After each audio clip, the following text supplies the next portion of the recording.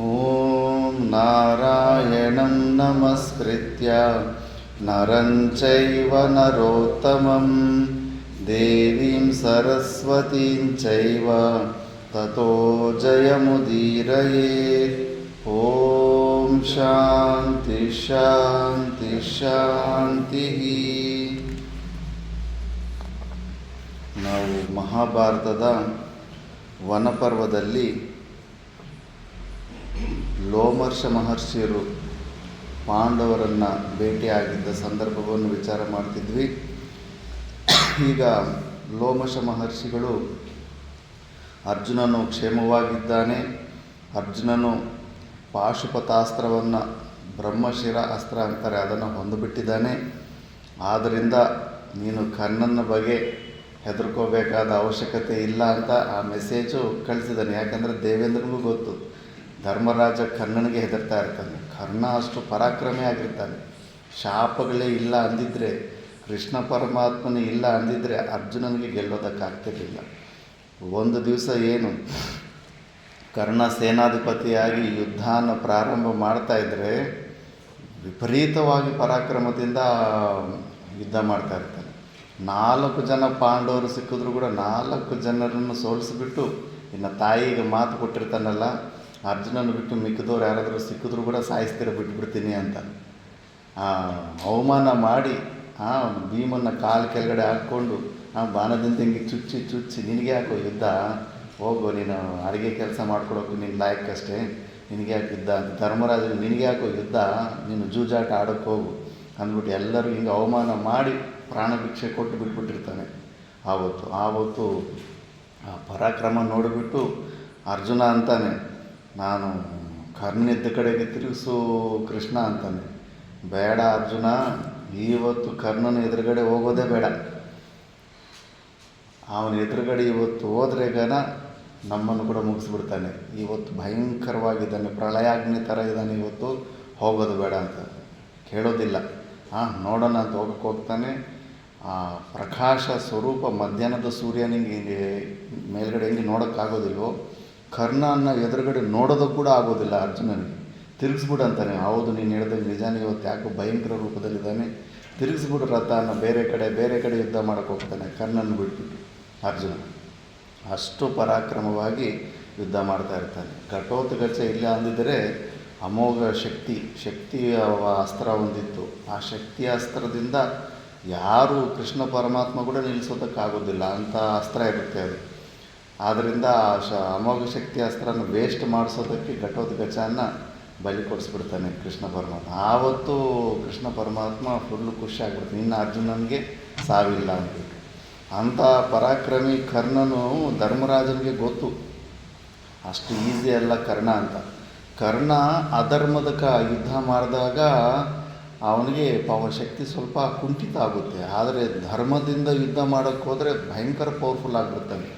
ಈಗ ಜರಾಸಂಧ ಇರ್ತಾನೆ, ಜರಾಸಂಧಗೆ ಹೆದರ್ಕೊಂಡು ಕೃಷ್ಣ ಪರಮಾತ್ಮನೇ ಓಡೋಗಿ ದ್ವಾರಕದಲ್ಲಿ ಅಲ್ಲಿ ಹೋಗ್ಬಿಟ್ಟು ಓಡೋಗ್ಬಿಡ್ತಾನೆ. ಅವನು ಎದುರು ನಿಲ್ಲೋದಕ್ಕಾಗ್ದಿರ ಅಂಥ ಜರಾಸಂಧನ ಕರ್ಣ ಸೋಲಿಸ್ಬಿಟ್ಟಿರ್ತಾನೆ. ಅಂದರೆ ಕರ್ಣ ಎಷ್ಟು ಪವರ್ಫುಲ್ ಅಂತ ನಾವು ಅರ್ಥ ಮಾಡ್ಕೋಬೇಕು. ಬಟ್ ಶಾಪಗಳಂಗಿತ್ತು. ಅದಕ್ಕೆ ಭೀಷ್ಮ ಅಂತಿದ್ದ, ನೀನು ಅಷ್ಟೊಂದು ಅಸ್ತ್ರಗಳಿದ್ದರೂ ಕೂಡ ನೀನು ಅರ್ಧರಥಿನೂ ಅಲ್ಲ ಅಂತ. ಮಹಾರಥಿ ಅಂದರೆ 10,000 ಜನನ ಒಬ್ಬನೇ ಫೈಟ್ ಮಾಡ್ತಾನಂತ. ಈತನಿಗೆ ಅರ್ಧರಥಿನೂ ಅನ್ನಲಿಲ್ಲ. ಅಂದರೆ ನೀನು 5,000 ಜನನೂ ಕೂಡ ಸರಿಯಾಗಿ ನೀನು ಸಾಯಿಸೋದಕ್ಕಾಗಲ್ಲ ಅಂತ. ಯಾಕಂದರೆ ಶಾಪಗಳಿದ್ದಾವೆ. ಭೀಷ್ಮ ಕೂಡ ಪರಶುರಾಮನ ಶಿಷ್ಯನೇ. ಅದಕ್ಕೆ ಇವ್ರಿಗೆಲ್ಲ ಗೊತ್ತಿರುತ್ತೆ ಶಾಪಗಳಿರೋದ್ರಿಂದ ಇವು ಯಾವುದು ಕೆಲಸಕ್ಕೆ ಬರಲ್ಲ ಅಂತ ಗೊತ್ತಿರುತ್ತೆ. ಆದ್ದರಿಂದ ಆ ಭಯನೇ ತೊಲಗಿಸೋದಕ್ಕೆ ಇಂದ್ರ ಲೋಮಶ ಮಹರ್ಷಿ ಕೈಯಲ್ಲಿ ಸಂದೇಶ ಕಳಿಸಿರ್ತಾನೆ. ಚಿಂತೆ ಪಡಬೇಡ, ಕರ್ಣನಿಗೆ ಪಾಶುಪತಾಸ್ತ್ರನೇ ಹೊಂದಿದ್ದಾನೆ. ಈ ಪಾಶುಪತಾಸ್ತ್ರ ಎಲ್ಲೂ ಹಾಕಲಿಲ್ಲ ಅರ್ಜುನ. ಹಾಕಿಬಿಟ್ರೆ ಸೃಷ್ಟಿನೇ ಇರೋದಿಲ್ಲ, ಅಷ್ಟು ಭಯಂಕರವಾದದ್ದು. ಭೀಷ್ಮನೂ ಹೋಗ್ಬಿಡ್ತಾನೆ, ಎಲ್ಲರೂ ಹೋಗ್ಬಿಡ್ತಾರೆ, ಸೃಷ್ಟಿ ಸಮೇತ ಹೊಟ್ಟೋಗ್ಬಿಡುತ್ತೆ. ಅಂಥ ಅಸ್ತ್ರ ಹೊಂದಿದ್ದಾನೆ, ನೀನು ಹೆದರಬೇಡ ಅಂತ ಮೆಸೇಜ್ ಕಳಿಸಿದ್ದಾನೆ. ಈಗ ನೋಡೋಣ ಏನಾಗುತ್ತೆ. ಲೋಮಶರು ಮುಂದುವರೆದು ಹೇಳುತ್ತಾರೆ, ಯುಧಿಷ್ಠಿರ, ಅರ್ಜುನನು ನನ್ನೊಡನೆ ಹೇಳಿರುವ ಮಾತುಗಳನ್ನು ಹೇಳುವೆನು ಕೇಳು. ಮಹರ್ಷಿಗಳೇ, ನನ್ನ ಅಣ್ಣನಾದ ಯುಧಿಷ್ಠಿರನನ್ನು ನಮ್ಮ ಮುಂದಿನ ಶ್ರೇಯಸ್ಸಿಗೆ ಕಾರಣಭೂತವಾದ ಧರ್ಮ ಮಾರ್ಗದಲ್ಲಿ ನಿಯೋಜಿಸಿರಿ. ತಪೋಧನರಾದ ನೀವು ಶ್ರೇಷ್ಠವಾದ ಧರ್ಮ ಮಾರ್ಗಗಳೆಲ್ಲವನ್ನೂ ತಿಳಿದಿರುವಿರಿ. ಶ್ರೀಮಂತರಾದ ರಾಜರ ಶ್ರೇಯಸ್ಸಾಧನವಾದ ಧರ್ಮವೇನೆಂಬುದನ್ನು ನೀವು ತಿಳಿದಿರುವಿರಿ. ರಾಜಧರ್ಮವನ್ನು ತಿಳಿದಿರುವಿರಿ. ಆದುದರಿಂದ ನೀವೀಗಲೇ ಪಾಂಡವರನ್ನು ತೀರ್ಥಕ್ಷೇತ್ರಗಳ ಯಾತ್ರೆ ಮಾಡಿಸುವುದರ ಮೂಲಕ ಪಾವನರನ್ನಾಗಿ ಮಾಡಿರಿ. ಯಾವ ರೀತಿಯಲ್ಲಿ ಯಾವ ಕ್ರಮದಲ್ಲಿ ನನ್ನ ಸಹೋದರರು ತೀರ್ಥಯಾತ್ರೆಗಳನ್ನು ಮಾಡಿ ದಾನಾದಿಗಳನ್ನು ಕೊಡಬೇಕಾಗಿದೆಯೋ ಆ ಕ್ರಮಗಳನ್ನು ಅವರಿಗೆ ತಿಳಿಸಿ ಅವರನ್ನು ಕರೆದೊಯ್ದು ಅದೇ ಕ್ರಮದಿಂದ ತೀರ್ಥಯಾತ್ರೆಯನ್ನು ಮಾಡಿಸಿ ಯಥೇಚ್ಛವಾಗಿ ಗೋದಾನಾದಿಗಳನ್ನು ಕೊಡಿಸಿರಿ. ಈ ಕಾರ್ಯವನ್ನು ನೀವು ಪೂರ್ಣ ಮನಸ್ಸಿನಿಂದ ಮಾಡಬೇಕಾಗಿದೆ. ಹೀಗೆ ಅರ್ಜುನನು ನನ್ನನ್ನು ಪ್ರಾರ್ಥಿಸಿದನು.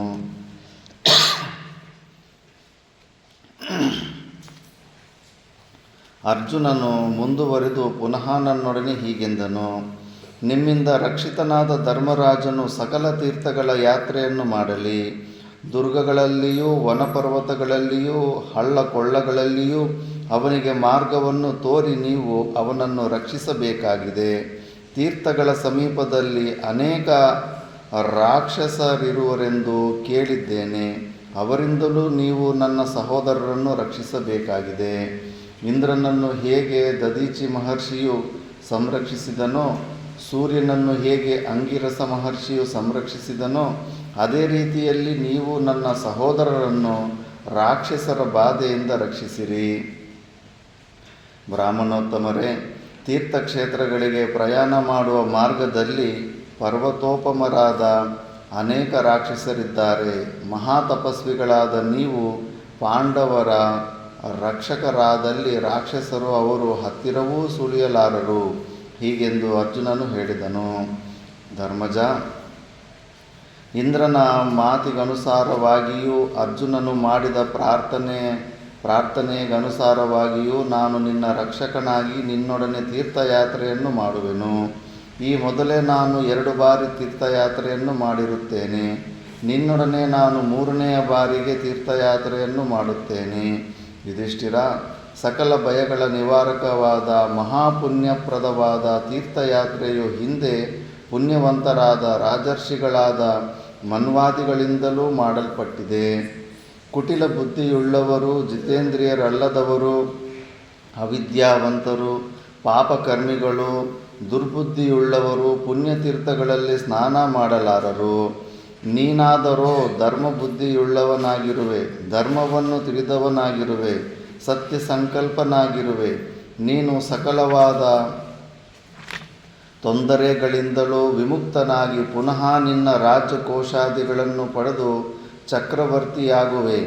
ಧರ್ಮಜ, ಇಲ್ಲಿ ಸ್ವಲ್ಪ ಹಿಂಟು ಕೊಟ್ಟವರೆ.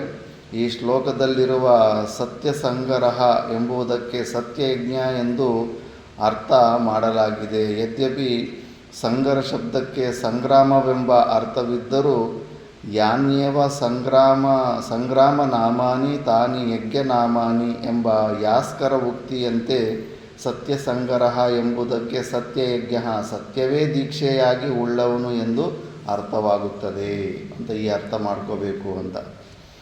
ಧರ್ಮಜ, ನೀನು ಭಗೀರಥ, ಗಯ, ಯಯಾತಿ ಮೊದಲಾದ ರಾಜರ್ಷಿಗಳಿಗೆ ಅನುರೂಪನಾಗುವೆ. ಲೋಮಶರ ಮಾತುಗಳನ್ನು ಕೇಳಿ ಯುಧಿಷ್ಠಿರನು ಆನಂದಭರಿತನಾಗಿ ಹೇಳಿದನು. ಬ್ರಾಹ್ಮಣೋತ್ತಮರೇ, ನಿಮ್ಮ ಸವಿ ಮಾತುಗಳನ್ನು ಕೇಳಿ ಆನಂದ ಸಾಗರದಲ್ಲಿ ಮುಳುಗಿ ಹೋಗಿರುವ ನನಗೆ ಏನೆಂದು ಉತ್ತರಿಸಬೇಕೆಂಬುದೇ ತಿಳಿಯದಾಗಿದೆ. ನನ್ನಂತಹ ಅದೃಷ್ಟಶಾಲಿಗಳು ಬೇರ್ಯಾರಾದರೂ ಇರುವರೇ? ಲೋಮಶರೇ, ಸ್ವರ್ಗಾಧಿಪತಿಯಾದ ಇಂದ್ರನೇ ನನ್ನನ್ನು ನೆನೆದನೆಂದರೆ ನನ್ನ ಅದೃಷ್ಟವು ಇನ್ನೆಷ್ಟಿರಬಹುದು? ನಿಶ್ಚಯವಾಗಿಯೂ ನಾನು ಹೆಚ್ಚು ಅದೃಷ್ಟಶಾಲಿಯೇ ಸರಿ. ಮಹಾತಪಸ್ವಿಗಳಾದ ನಿಮ್ಮ ಸಾಹಚರ್ಯವು ನನಗೆ ತೀರ್ಥಯಾತ್ರೆಯ ಕಾಲದಲ್ಲಿ ಸಿಕ್ಕಿರುವುದಂತೂ ಮಹಾಪುಣ್ಯವೇ ಸರಿ. ನನಗಿಂತಲೂ ಹೆಚ್ಚಿನ ಅದೃಷ್ಟವುಳ್ಳವನು ಈ ಪೃಥ್ವಿಯಲ್ಲಿಯೇ ಮತ್ತೊಬ್ಬನಿರಲಾರನು. ಮಹಾಪರಾಕ್ರಮಿಯಾದ ಅರ್ಜುನನು ನನ್ನ ಸಹೋದರ ಮಹರ್ಷಿಗಳೇ, ಸಹೋದರ ಮಹರ್ಷಿಗಳೇ, ನಿಶ್ಚಯವಾಗಿಯೂ ಈ ಪೃಥ್ವಿಯಲ್ಲಿ ನನಗಿಂತಲೂ ಅಧಿಕವಾದ ಅದೃಷ್ಟವುಳ್ಳವರು ಮತ್ತೊಬ್ಬರಿಲ್ಲ. ತೀರ್ಥಗಳ ಯಾತ್ರೆಯ ವಿಷಯವಾಗಿ ಹೇಳುವುದಾದರೆ, ಮಹರ್ಷಿಗಳಾದ ನಾರದರ ಮತ್ತು ದ್ಯೋಮರ ಪ್ರವಚನಗಳಿಂದಲೇ ನಾನು ತೀರ್ಥಗಳ ಯಾತ್ರೆಯನ್ನು ಮಾಡಬೇಕೆಂಬ ನಿಶ್ಚಯ ಬುದ್ಧಿಯುಳ್ಳವನಾಗಿದ್ದೇನೆ. ಆದುದರಿಂದ ಲೋಮಶರೇ, ತಾವು ಹೇಳಿದ ಮುಹೂರ್ತದಲ್ಲಿ ನಾನು ತೀರ್ಥಯಾತ್ರೆಗೆ ಹೊರಡಲು ಸಿದ್ಧನಿದ್ದೇನೆ. ಇದೇ ನನ್ನ ನಿಶ್ಚಯವಾಗಿದೆ. ತೀರ್ಥಯಾತ್ರೆಗೆ ಹೊರಡಲು ನಿಶ್ಚಯ ಮಾಡಿದ ಧರ್ಮರಾಜನನ್ನು ಕುರಿತು ಲೋಮಶರು ಹೇಳಿದರು. ಧರ್ಮಜ, ನೀನು ತೀರ್ಥಯಾತ್ರೆಗೆ ಮಿತ ಪರಿವಾರದೊಡನೆ ಹೊರಡುವವನಾಗು. ಮಿತ ಪರಿವಾರದೊಡನೆ ಹೊರಟರೆ ನಿನ್ನ ಪ್ರಯಾಣವು ಸುಗಮವಾಗುತ್ತದೆ. ಮಂದಿ ಹೆಚ್ಚಿದ್ರು ಕೂಡ ತಿಪ್ಪಲು. ನಾವು ಜೊತೆಗೆ ಹೆಚ್ಚು ಮಂದಿ ಇದ್ದಾಗ ಪ್ರಾಸೆಸ್ ಸ್ಪೀಡ್ ಕಡಿಮೆ ಆಗಿಬಿಡುತ್ತೆ. ಒಂದು 3-4 ಜನ, ಇನ್ನು ಇಬ್ಬರಿದ್ದರೆ ಬೆಸ್ಟು. ಎಲ್ಲಾದರೂ ತೀರ್ಥಯಾತ್ರೆ ಮಾಡೋದಕ್ಕೆ ಇಬ್ಬರಿದ್ರೆಗನ ಎಲ್ಲಾದರೂ ಸ್ನಾನಾದಿಗಳಿಗೆ ಒಬ್ಬರು ಸ್ವಲ್ಪ ಹೊರಗಡೆ ಇದ್ದರೆ ಒಬ್ಬರು ಹಂಗೆ ಮಾಡಿಕೊಂಡು ಟಕ ಆಗಿಬಿಡುತ್ತೆ. ಹೆಚ್ಚು ಜನ ಇತ್ತಂದರೆ ಮತ್ತೆ ತಿಪ್ಪಲು ಜಾಸ್ತಿ ಹೇಳ್ಕೊಂಡು ಹೋಗ್ಬೇಕು. ಅದರಲ್ಲಿ ಯಂಗ್ ಏಜ್ನವರು ಮತ್ತು ವಯಸ್ಸಾದವರು ಮ್ಯಾಚೇ ಆಗೋದಿಲ್ಲ. ಇವ್ರ ಸ್ಪೀಡಿಗೆ ಅವ್ರ ಸ್ಪೀಡಿಗೆ ಎಲ್ಲೂ ಮ್ಯಾಚೇ ಆಗ್ತಿರೋದಿಲ್ಲ. ಎಲ್ಲೋದ್ರೂ ಬ್ರೇಕ್ ಬಿಡ್ತಾ ಇರುತ್ತೆ. ಅದಕ್ಕೆ ಇಲ್ಲಿ ಮಿತ ಪರಿವಾರದೊಡನೆ ಹೊರಡಬೇಕಂತ ಸೂಚನೆ ಕೊಡ್ತಾ ಇದ್ದಾರೆ. ಲೋಮಶರ ಮಾತನ್ನು ಕೇಳಿ ಧರ್ಮಜನು ತನ್ನನ್ನು ಸುತ್ತುವರೆದು ಕುಳಿತಿದ್ದ ಬ್ರಾಹ್ಮಣರನ್ನು, ಯೋಗಿಗಳನ್ನು, ಭಿಕ್ಷುಗಳನ್ನು ಉದ್ದೇಶಿಸಿ ಹೇಳಿದನು. ಇಲ್ಲಿ ಉಪಸ್ಥಿತರಾಗಿರುವವರಲ್ಲಿ ಯಾರಿಗೆ ಹಸಿವು ಬಾಯಾರಿಕೆಗಳ ಆಯಾಸವನ್ನು, ಮಾರ್ಗಾಯಾಸವನ್ನು ಮತ್ತು ಚಳಿಯನ್ನು ಸಹಿಸುವ ಶಕ್ತಿ ಇಲ್ಲವೋ ಅವರೆಲ್ಲರೂ ನನ್ನೊಡನೆ ಪ್ರಯಾಣ ಹೊರಡದಿರಲಿ. ಮುಷ್ಟಾನ್ನವನ್ನು ಅಪೇಕ್ಷಿಸುವ, ಪಕ್ವವಾದ ಲೇಹ್ಯ ಚೇಷ್ಟ ಪಾನೀಯಗಳನ್ನೇ ಅಪೇಕ್ಷಿಸುವ ಮತ್ತು ಮಾಂಸಾಹಾರಿಗಳಾದ ಬ್ರಾಹ್ಮಣರು ನನ್ನೊಡನೆ ಪ್ರಯಾಣ ಮಾಡದಿರಲಿ. ಬ್ರಾಹ್ಮಣರು ಕೂಡ ಅವಾಗ ಮಾಂಸ ತಿನ್ನೋರು ಇದ್ದಾರೆ. ಮಹಾಭಾರತದಲ್ಲಿ ಪ್ರೂಫ್ ಇದೆ. ಒಂದು ನನಗೆ ಇದೇ ವಿಚಾರ ಬರ್ತಾಯಿತ್ತು. ಪೇಶ್ವಾಸ್ ಅಂತ ಮಹಾರಾಷ್ಟ್ರದಲ್ಲಿ ಇರ್ತಾರೆ, ಅವರು ಸ್ವೀಕರಿಸ್ತಾರೆ. ಬಟ್ ಆವಾಗಲಿಂದನೇ ಇದೆ ಸ್ವಲ್ಪ ಕೆಲವು, ಅದರಲ್ಲಿ ಒಂದು ಕ್ಯಾಟಗರಿ. ಇವತ್ತು ಅಲ್ಲಿ ಮೀನು ಜಲಪುಷ್ಪ ಅಂತ ಅದು ಗೊತ್ತಿತ್ತು. ಇಲ್ಲೂ ಕೂಡ ಅಷ್ಟೇ, ನಮ್ಮ ದಕ್ಷಿಣ ಭಾರತದಲ್ಲೇ ಕಡಿಮೆ. ಸ್ವಲ್ಪ ಮೇಲುಗಡೆ ಹೋದರೆ ಮಹಾರಾಷ್ಟ್ರ ಅಲ್ಲಿ ತಿನ್ನೋರಿದ್ರು. ಯಾಕಂದರೆ ಅಕ್ಷಯ ಪಾತ್ರದಲ್ಲಿ ಮಾಂಸ ಬೇಟೆ ಆಡ್ಕೊಂಡ್ಬಂದು ಅದರಲ್ಲಿ ಸ್ವಲ್ಪ ಮಾಂಸ ಹಾಕಿ ಕೂಡ ಅದು ಹೆಚ್ಚಾಗಿ ಅದನ್ನು ಕೂಡ ಪ್ರಸಾದ ರೂಪದಲ್ಲಿ ಎಲ್ರಿಗೂ ಕೊಟ್ಟಿದ್ದಾರೆ.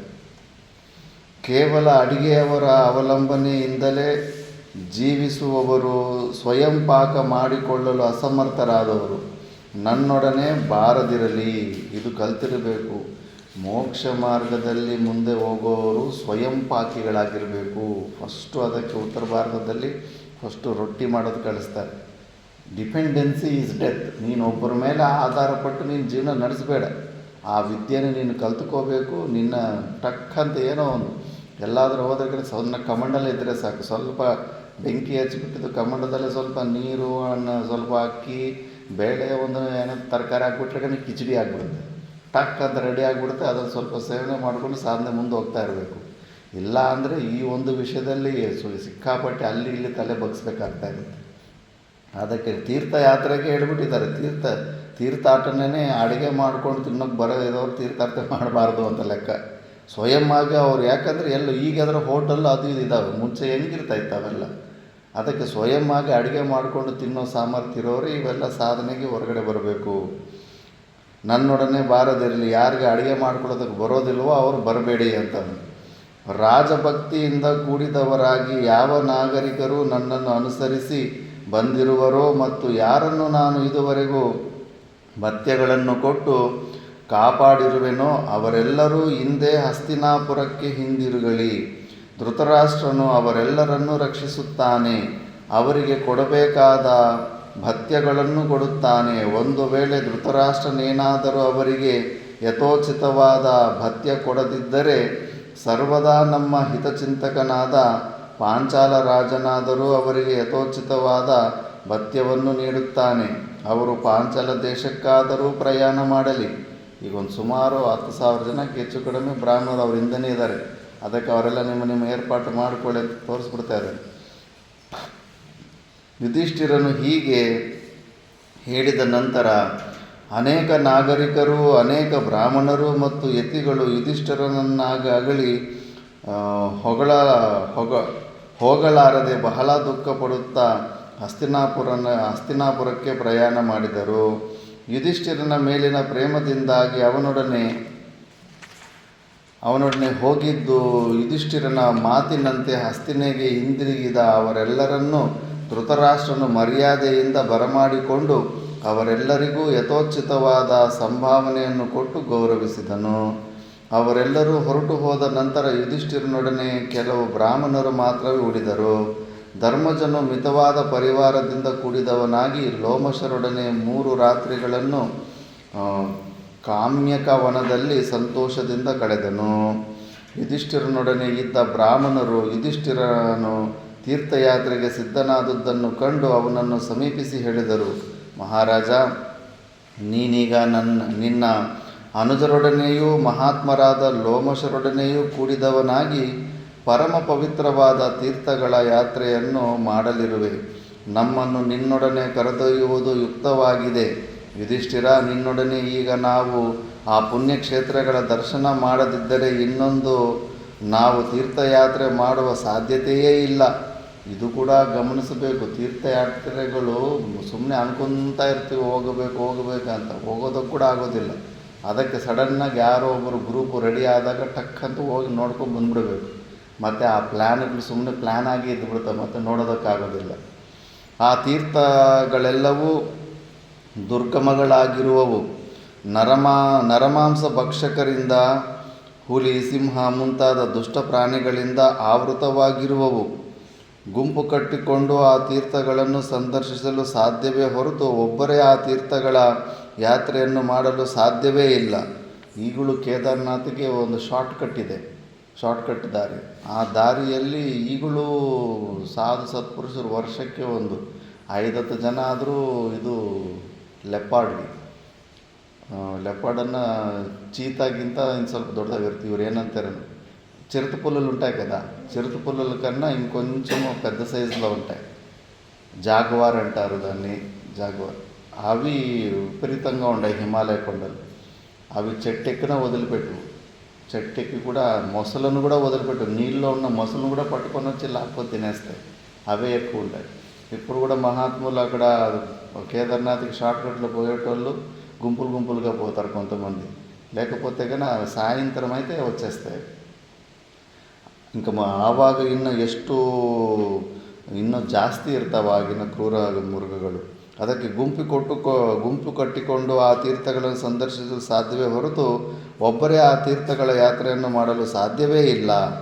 ನಿನ್ನ ತಮ್ಮಂದಿರಾದರೋ ಶೂರರಾಗಿಯೂ ಯಾವಾಗಲೂ ಶ್ರೇಷ್ಠವಾದ ಧನುಸ್ಸುಗಳನ್ನು ಧರಿಸಿದವರಾಗಿಯೂ ಇರುವರು. ಶೂರರಾದ ನಿಮ್ಮಿಂದ ರಕ್ಷಿಸಲ್ಪಟ್ಟವರಾಗಿ ನಾವು ಆ ತೀರ್ಥಗಳ ಯಾತ್ರೆಯನ್ನು ಮಾಡುವ ಆಶಯದಿಂದಿರುತ್ತೇವೆ. ನಿನ್ನ ಆಶ್ರಯವನ್ನು ಪಡೆದು ನಾವು ಆ ತೀರ್ಥಕ್ಷೇತ್ರಗಳಿಗೆ ಹೋಗಿ ಐಹಿಕಾಮುಷ್ಮಿಕ ಫಲಗಳನ್ನು ಪಡೆಯಲು ಅನುಮತಿಯನ್ನು ನೀಡುವವನಾಗು. ನಿನ್ನ ಪರಾಕ್ರಮದಿಂದ ರಕ್ಷಿತರಾದ ನಾವು ತೀರ್ಥಕ್ಷೇತ್ರಗಳ ಸಂದರ್ಶನದಿಂದ ಪಾಪಗಳನ್ನು ನಿವಾರಣೆ ಮಾಡಿಕೊಳ್ಳಲು ಮತ್ತು ಆ ಪುಣ್ಯತೀರ್ಥಗಳಲ್ಲಿ ಸ್ನಾನ ಮಾಡುವುದರಿಂದ ಪೂತಾತ್ಮರಾಗಲು ಅವಕಾಶವನ್ನು ಕಲ್ಪಿಸಿಕೊಡು. ಆ ಪುಣ್ಯತೀರ್ಥಗಳಲ್ಲಿ ಸ್ನಾನ ಮಾಡುವುದರಿಂದ ಕಾರ್ತ್ಯವೀರ್ಯ, ಅಷ್ಟಕ, ರಾಜರ್ಷಿಯಾದ ಲೋಮಪಾದ, ಭರತ ಚಕ್ರವರ್ತಿ ಇವರುಗಳಿಗೆ ಮಾತ್ರವೇ ಲಭಿಸಿರುವ ಉತ್ತಮೋತ್ತಮವಾದ ಪುಣ್ಯತಮವಾದ ಸಾಮಾನ್ಯರಿಗೆ ದುರ್ಲಭವಾದ ಲೋಕಗಳು ನಿನಗೂ ಲಭ್ಯವಾಗುವವು.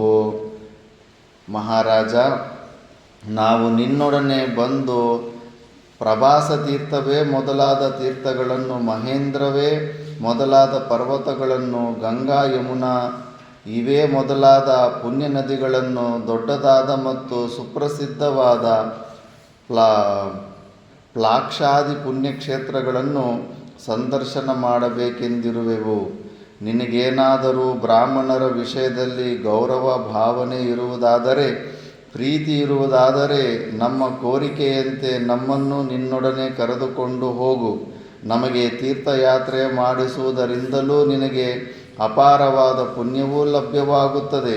ಪುಣ್ಯತೀರ್ಥಗಳು ಯಾವಾಗಲೂ ತಪಸ್ಸಿಗೆ ವಿಘ್ನವನ್ನುಂಟು ಮಾಡುವ ರಾಕ್ಷಸರಿಂದ ಆಕ್ರಮಿಸಲ್ಪಟ್ಟಿರುತ್ತವೆ.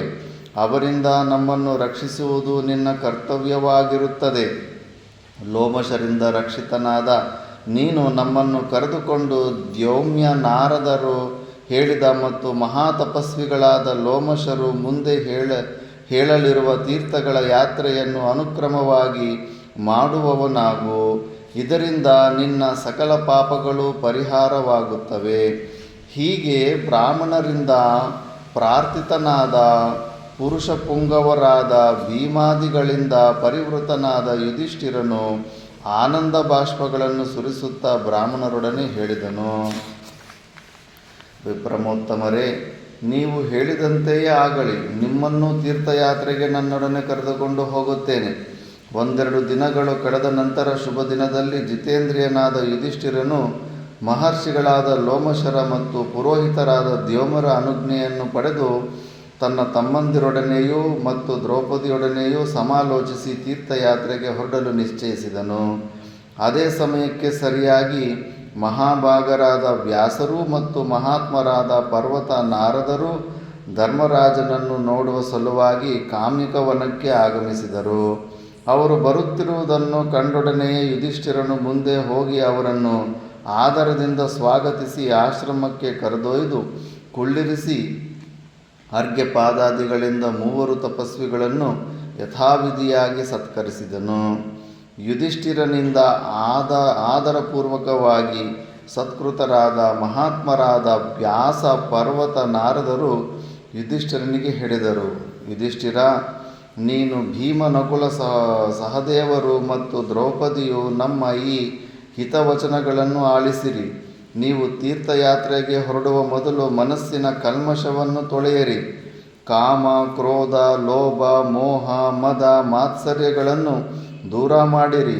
ಸುಮ್ಮನೆ ತೀರ್ಥ ಪಿಕ್ನಿಕ್ ಥರ ಹೋಗಿ ನೋಡ್ಕೊಂಡು ಬಂದ್ಬಿಡೋದಲ್ಲ. ಫಸ್ಟು ಈ ಭಾವನೆಗಳಂಗಿರಬೇಕು. ನಾನು ಶ್ರೀಶೈಲದಲ್ಲಿ ನೋಡ್ತಾ ಇದ್ದ ಶಿವದೀಕ್ಷೆಗಳು ತಗೊಂಡು ಬರ್ತಾರೆ, ಫೈಟಿಂಗ್. ಯಾವುದೋ ಒಂದು ವಿಷಯದ ಕ್ಯೂ ಅಲ್ಲಿ ಇಲ್ಲಿ ಏನು ಗುದ್ದಾಡ್ಕೊಳ್ಳೋದಂದರೆ ಏನು ರಕ್ತಗಳು ಪಡ್ಕೊಂಡು ಬರೋ ಥರ ಫೈಟಿಂಗ್ ಆಡ್ತಾರೆ. ಮತ್ತು ಏನು ಯಾವನು ನಿಮ್ಗೆ ದೀಕ್ಷೆ ಕೊಟ್ಟಿದ್ದು? ಈ ಪುಣ್ಯಕ್ಷೇತ್ರದಕ್ಕೆ ನೀವು ಏನಕ್ಕೆ ಬಂದಿದ್ದೀರ? ಒಂಚೂರು ಇವೆಲ್ಲ ಅಲ್ಲಾದರೂ ಅಯ್ಯೋ ಈ ಕ್ಷೇತ್ರದಲ್ಲಿ ಈಗ ದೀಕ್ಷೆ ಹಾಕ್ಕೊಂಡಿದ್ದೀನಿ, ಈಗ ಸ್ವಲ್ಪ ಶಾಂತದಿಂದ ಇರಬೇಕು ಅಂತ ಏನು ಪ್ರಯೋಜನ ಇರೋದಿಲ್ಲ. ಅದಕ್ಕೆ ನೋಡಿದ ತೀರ್ಥಾಟನ ಹೆಂಗೆ ಮಾಡಬೇಕಂತ ಹೇಳಿದವರು. ಶುದ್ಧಾಂತಕರಣರಾಗಿ ತೀರ್ಥಯಾತ್ರೆಯನ್ನು ಮಾಡಿರಿ. ಆಹಾರ ನಿಯಮ, ಉಪವಾಸ ಇವೇ ಮುಂತಾದ ಶರೀರಕ್ಕೆ ಸಂಬಂಧಿಸಿದ ವ್ರತಗಳು ಮಾನುಷ ವ್ರತವೆಂದು, ಅಂತಃಕರಣ ಶುದ್ಧಿ ಮತ್ತು ಅದರ ಮೂಲಕವಾದ ಬುದ್ಧಿಶುದ್ಧಿಯನ್ನು ದೈವ ವ್ರತವೆಂದು ಸರ್ವಜ್ಞರಾದ ಬ್ರಾಹ್ಮಣರು ಹೇಳುತ್ತಾರೆ. ಯಾವನ ಮನಸ್ಸು ಪರಿಶುದ್ಧವಾಗಿರುವುದೋ, ಕಾಮಕ್ರೋಧಾದಿಗಳಿಂದ ವಿಮುಕ್ತವಾಗಿರುವುದೋ, ನಿಷ್ಕಲ್ಮಶವಾಗಿರುವುದೋ ಅವನನ್ನು ಪವಿತ್ರಾತ್ಮನೆಂದು ಹೇಳುತ್ತಾರೆ. ಈ ರೀತಿಯಲ್ಲಿ ನೀವು ಪರಿಶುದ್ಧರಾಗಿ ಪ್ರೇಮಮಯರಾಗಿ ತೀರ್ಥಗಳನ್ನು ಸಂದರ್ಶಿಸಿರಿ. ಆಹಾರ ನಿಯಮ ಮತ್ತು ಉಪವಾಸಾದಿಗಳ ಮೂಲಕ ಮಾನುಷ ವ್ರತವನ್ನು ಆಚರಿಸಿ ದೇಹವನ್ನು ಶುದ್ಧಿಗೊಳಿಸಿ ಮನಃಕಲ್ಮಶವನ್ನು ದೂರ ಮಾಡಿ ಶುದ್ಧಾಂತಃಕರಣರಾಗಿ ದೈವವ್ರತವನ್ನು ಅನುಷ್ಠಾನ ಮಾಡಿ ಆತ್ಮವನ್ನು ಶುದ್ಧಿಗೊಳಿಸಿ ನೀವು ತೀರ್ಥಗಳನ್ನು ಯಾತ್ರೆ ಮಾಡಿ ಯಥೋಕ್ತವಾದ ಫಲವನ್ನು ಪಡೆಯಿರಿ. ಮಹರ್ಷಿಗಳ ಹಿತೋಪದೇಶವನ್ನು ಕೇಳಿ ಸಂತುಷ್ಟರಾದ ಪಾಂಡವರು ತಥಾಸ್ತು ಹಾಗೆಯೇ ಆಗಲಿ ಎಂದು ವಿನಮ್ರರಾಗಿ ಹೇಳಿದರು.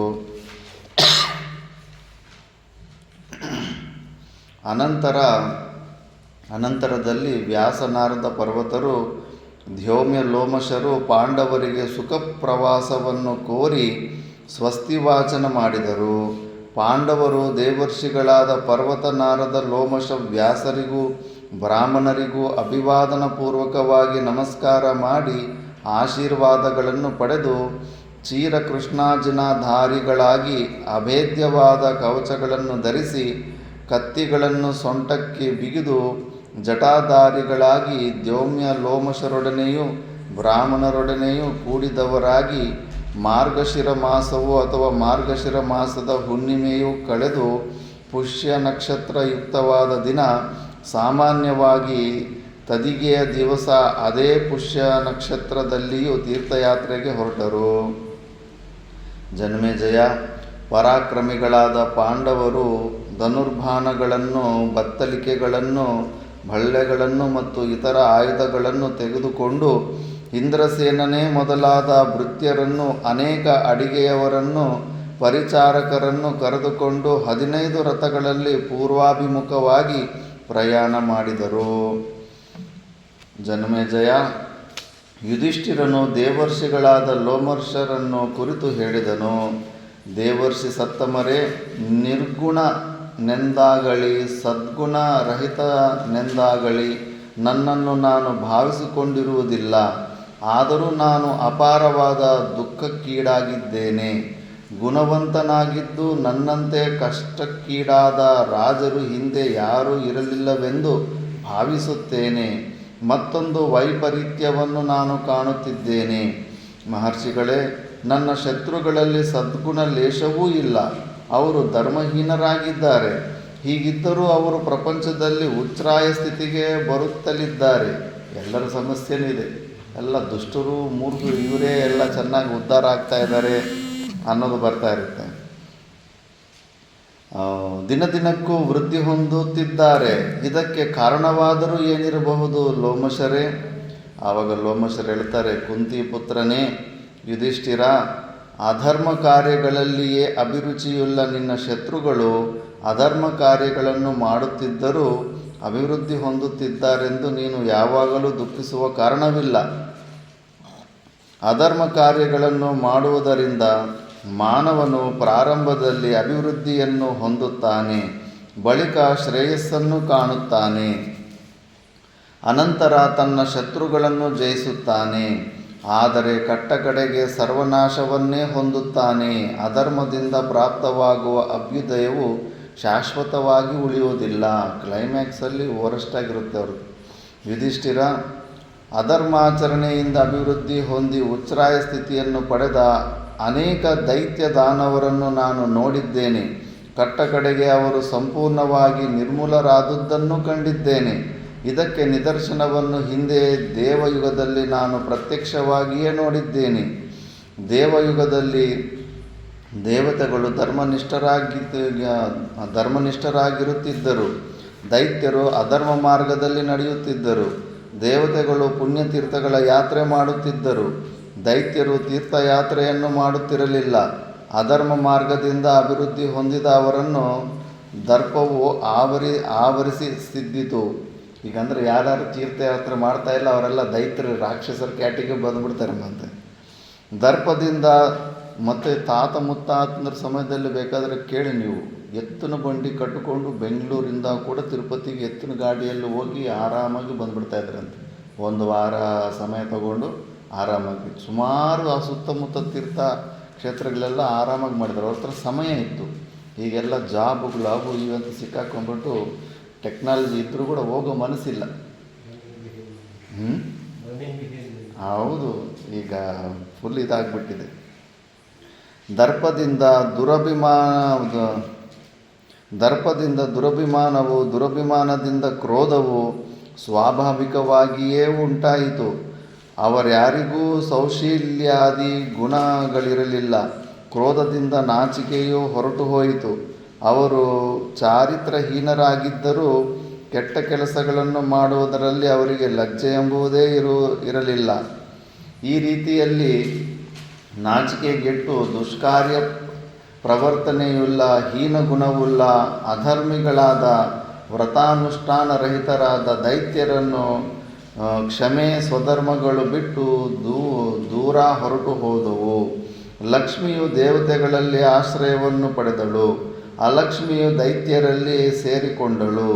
ಅದೃಷ್ಟಹೀನರಾದ, ಮದಾಂಧರಾದ ಮತ್ತು ಅವಿವೇಕಿಗಳಾದ ಅವರನ್ನು ಕಲಿಯು ಆವರಿಸಿತು. ಅಲಕ್ಷ್ಮಿಯಿಂದ ಕೂಡಿ ಕಲಿಪುರುಷನಿಂದಲೂ ಆವೃತರಾದ, ದರ್ಪಾಭಿಭೂತರಾದ, ಕರ್ತವ್ಯಹೀನರಾದ, ಮತಿಗೆಟ್ಟ, ದುರಭಿಮಾನಿಗಳಾದ ಆ ದೈತ್ಯದಾನವರ ವಿನಾಶವು ಬಹಳ ಬೇಗ ಉಂಟಾಯಿತು. ದುರ್ಮಾರ್ಗಿಗಳಾಗಿ ಅಪಯಶಸ್ಸನ್ನು ಪಡೆದಿದ್ದ ದೈತ್ಯರು ಸಂಪೂರ್ಣವಾಗಿ ವಿನಾಶವನ್ನು ಹೊಂದಿದರು. ದೇವತೆಗಳಾದರೋ ತಮ್ಮ ಧರ್ಮನಿಷ್ಠೆಯಿಂದಲೂ, ಪುಣ್ಯತಮಗಳಾದ ಸಾಗರ, ನದಿ, ಸರೋವರ ಮತ್ತು ಪುಣ್ಯಕ್ಷೇತ್ರಗಳ ಯಾತ್ರೆಯಿಂದಲೂ ಪಾಪಗಳನ್ನು ಪರಿಹಾರ ಮಾಡಿಕೊಂಡರು. ಇಷ್ಟು ಮಾತ್ರವಲ್ಲದೆ ತಪಸ್ಸಿನಿಂದಲೂ ಯಜ್ಞಯಾಗಾದಿಗಳಿಂದಲೂ ಅವರ ದಿನದಿನಕ್ಕೂ ಅಭಿವೃದ್ಧಿಯನ್ನು ಹೊಂದಿದರು. ಅನೇಕಾನೇಕ ಯಜ್ಞಗಳನ್ನು ಮಾಡುವುದರಿಂದಲೂ ಅನೇಕ ಪುಣ್ಯ ಕಾರ್ಯಗಳನ್ನು ಮಾಡುವುದರಿಂದಲೂ ಪಾಪಕ್ರಿಯೆಗಳನ್ನು ಪರಿತ್ಯಜಿಸುವುದರಿಂದಲೂ ತೀರ್ಥಯಾತ್ರೆಗಳನ್ನು ಮಾಡುವುದರಿಂದಲೂ ದೇವತೆಗಳು ಅಮಿತವಾದ ಶ್ರೇಯಸ್ಸನ್ನೇ ಪಡೆದರು. ಯುಧಿಷ್ಠಿರ, ನೀನು ಇದನ್ನೇ ನಿದರ್ಶನವನ್ನಾಗಿಟ್ಟುಕೊಂಡು ಈಗ ನಿನಗೆ ಪ್ರಾಪ್ತವಾಗಿರುವ ಕಷ್ಟಕ್ಕಾಗಿ ದುಃಖಿಸದೆ ನಿನ್ನ ಅನುಜರಿಂದೊಡಗೂಡಿ ತೀರ್ಥಗಳ ಯಾತ್ರೆಯನ್ನು ಮಾಡುವವನಾಗು. ಅನಂತರದಲ್ಲಿ ಖಂಡಿತವಾಗಿಯೂ ನಿನಗೆ ಶ್ರೇಯಸ್ಸುಂಟಾಗುತ್ತದೆ. ಶ್ರೇಯಸ್ಸಾಧನೆಗೆ ಪ್ರಾಚೀನರು ಹೇಳಿರುವ ಮಾರ್ಗವು ಇದೇ ಆಗಿದೆ. ಯಾವ ರೀತಿಯಲ್ಲಿ ನೃಗ, ಔಶೀನರ ಅಂದರೆ ಶಿಬಿ, ಭಗೀರಥ, ವಸುಮನಸ, ಗಯ,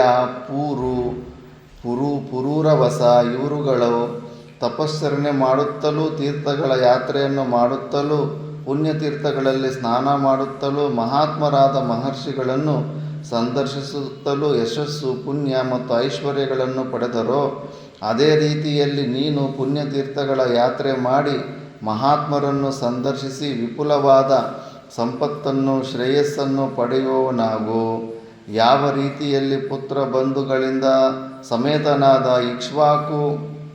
ಇಕ್ಷ್ವಾಕು ಮಹಾರಾಜನು ತನ್ನ ಧರ್ಮನಿಷ್ಠೆಯಿಂದ ಶ್ರೇಯಸ್ಸನ್ನು ಪಡೆದನೋ, ಮುಚುಕುಂದ, ಮಾಂಧಾತ ಮತ್ತು ಮರುತ್ತ ಇವರೆಲ್ಲರೂ ಯಾವ ರೀತಿಯಲ್ಲಿ ಶ್ರೇಯಸ್ಸನ್ನು ಪಡೆದರೋ, ದೇವತೆಗಳು ಮತ್ತು ದೇವರ್ಷಿಗಳು ಹೇಗೆ ತಮ್ಮ ತಪಸ್ಸಿನಿಂದ ಸಿದ್ಧಿಯನ್ನು ಪಡೆದರೋ, ಅದೇ ರೀತಿಯಲ್ಲಿ ನೀನೂ ಸಹ ನಿನ್ನ ಧರ್ಮನಿಷ್ಠೆಯಿಂದಾಗಿ ಪುಣ್ಯತೀರ್ಥಗಳ ದರ್ಶನದಿಂದಾಗಿ ಕೀರ್ತಿಯನ್ನು, ಪುಣ್ಯವನ್ನು ಪಡೆಯುವೆ.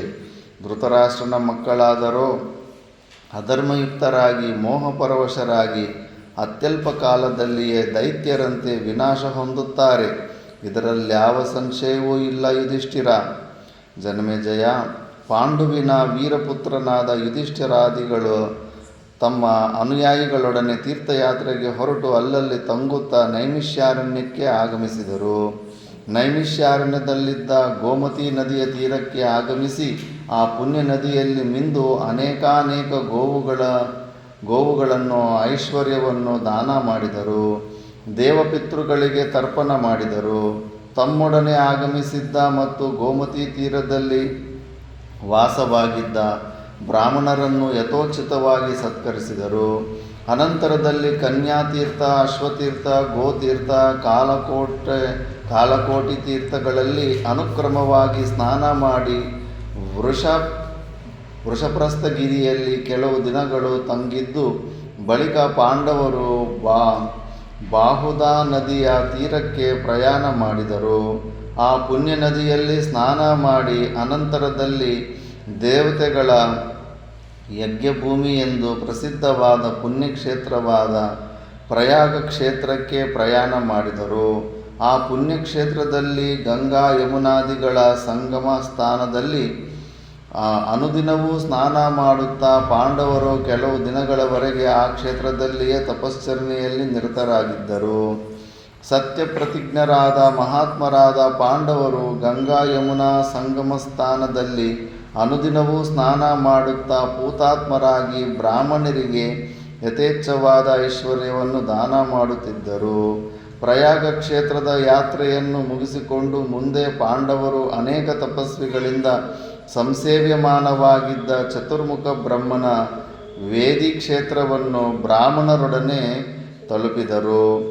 ಆ ಪುಣ್ಯತಮವಾದ ಪ್ರಜಾಪತಿ ವೇದಿ ಕ್ಷೇತ್ರದಲ್ಲಿ ಸ್ವಲ್ಪ ಕಾಲ ತಂಗಿದ್ದು ಅಲ್ಲಿ ಪಾಂಡವರು ತಪಶ್ಚರಣೆ ಮಾಡಿದರು. ಅಲ್ಲಿ ಕಂದಮೂಲ ಫಲಗಳೇ ಮೊದಲಾದ ವನ್ಯ ಪದಾರ್ಥಗಳಿಂದ ಅಲ್ಲಿದ್ದ ಬ್ರಾಹ್ಮಣರನ್ನು ತೃಪ್ತಿಪಡಿಸುತ್ತಿದ್ದರು. ಮುಂದೆ ಧರ್ಮಜ್ಞನಾದ ರಾಜರ್ಷಿಯಾದ ಪುಣ್ಯಾತ್ಮನಾದ ಗಯನಿಂದ ಸಂಸ್ಕೃತವಾದ ಪವಿತ್ರವಾಗಿ ಮಾಡಲ್ಪಟ್ಟ ಪರ್ವತ ಪ್ರಾಂತಕ್ಕೆ ಪ್ರಯಾಣ ಮಾಡಿದರು. ಅದಕ್ಕೆ ಸೇರಿದಂತೆಯೇ ಗಯಶಿರವೆಂಬ ಪರ್ವತವು, ಮಹಾನದಿ ಎಂಬ ಪುಣ್ಯ ನದಿಯು ಇರುವವು. ಆಹ್ಲಾದಕರವಾದ ಆ ಪುಣ್ಯ ನದಿ 2 ದಂಡೆಗಳು ಬೆತ್ತದ ಹುಲ್ಲಿನ ಪೊದೆಗಳಿಂದ ಸಮಲಂಕೃತವಾಗಿರುವವು. ಮಹಾನದಿ ನೋಡಿದ್ದೀರಾ? ಒಡಿಸ್ಸಾದಲ್ಲಿ ಬರುತ್ತೆ, ತುಂಬ ಬಿಡುತ್ತು ಜಾಸ್ತಿ ಇದೆ. ಆ ಬ್ರಿಡ್ಜೆ ಎಷ್ಟು ಉದ್ದ ಇರುತ್ತೆ ಅದು. ಅಲ್ಲಿ ಮಹರ್ಷಿಗಳಿಂದ ಸೇವಿತವಾದ ಪವಿತ್ರವಾದ ಶಿಖರವುಳ್ಳ ಪುಣ್ಯತೀರ್ಥಗಳಿಂದ ಕೂಡಿರುವ ಮತ್ತೊಂದು ಪರ್ವತವೂ ಇದೆ. ಆ ಪರ್ವತದಲ್ಲಿರುವ ಬ್ರಹ್ಮಸರವೆಂಬ ಪುಣ್ಯತೀರ್ಥವು ಪುಣ್ಯಪ್ರದವಾದದ್ದು ಮತ್ತು ಋಷಿ ಮಹರ್ಷಿಗಳಿಂದ ಸಂಸೇವ್ಯಮಾನವಾದದ್ದು. ಹಿಂದೊಂದು ಕಾಲದಲ್ಲಿ ಆ ಪುಣ್ಯತೀರ್ಥದ ಸಮೀಪದಲ್ಲಿಯೇ ಸನಾತನನಾದ ಯಮಧರ್ಮನು ವಾಸವಾಗಿದ್ದನು. ಮಹಾನುಭಾವನಾದ ಯಮಧರ್ಮರಾಜನನ್ನು ಸಂದರ್ಶಿಸುವ ಸಲುವಾಗಿ ಭಗವಾನ್ ಅಗಸ್ತ್ಯರು ಆ ಪುಣ್ಯತೀರ್ಥಕ್ಕೆ ಆಗಮಿಸಿದ್ದರು. ಜನಮೇಜಯ, ಪುಣ್ಯತಮವಾದ ಆ ಬ್ರಹ್ಮಸರವೇ ಎಲ್ಲ ಪುಣ್ಯ ನದಿಗಳಿಗೂ ಮೂಲಸ್ಥಾನವಾಗಿರುವುದು.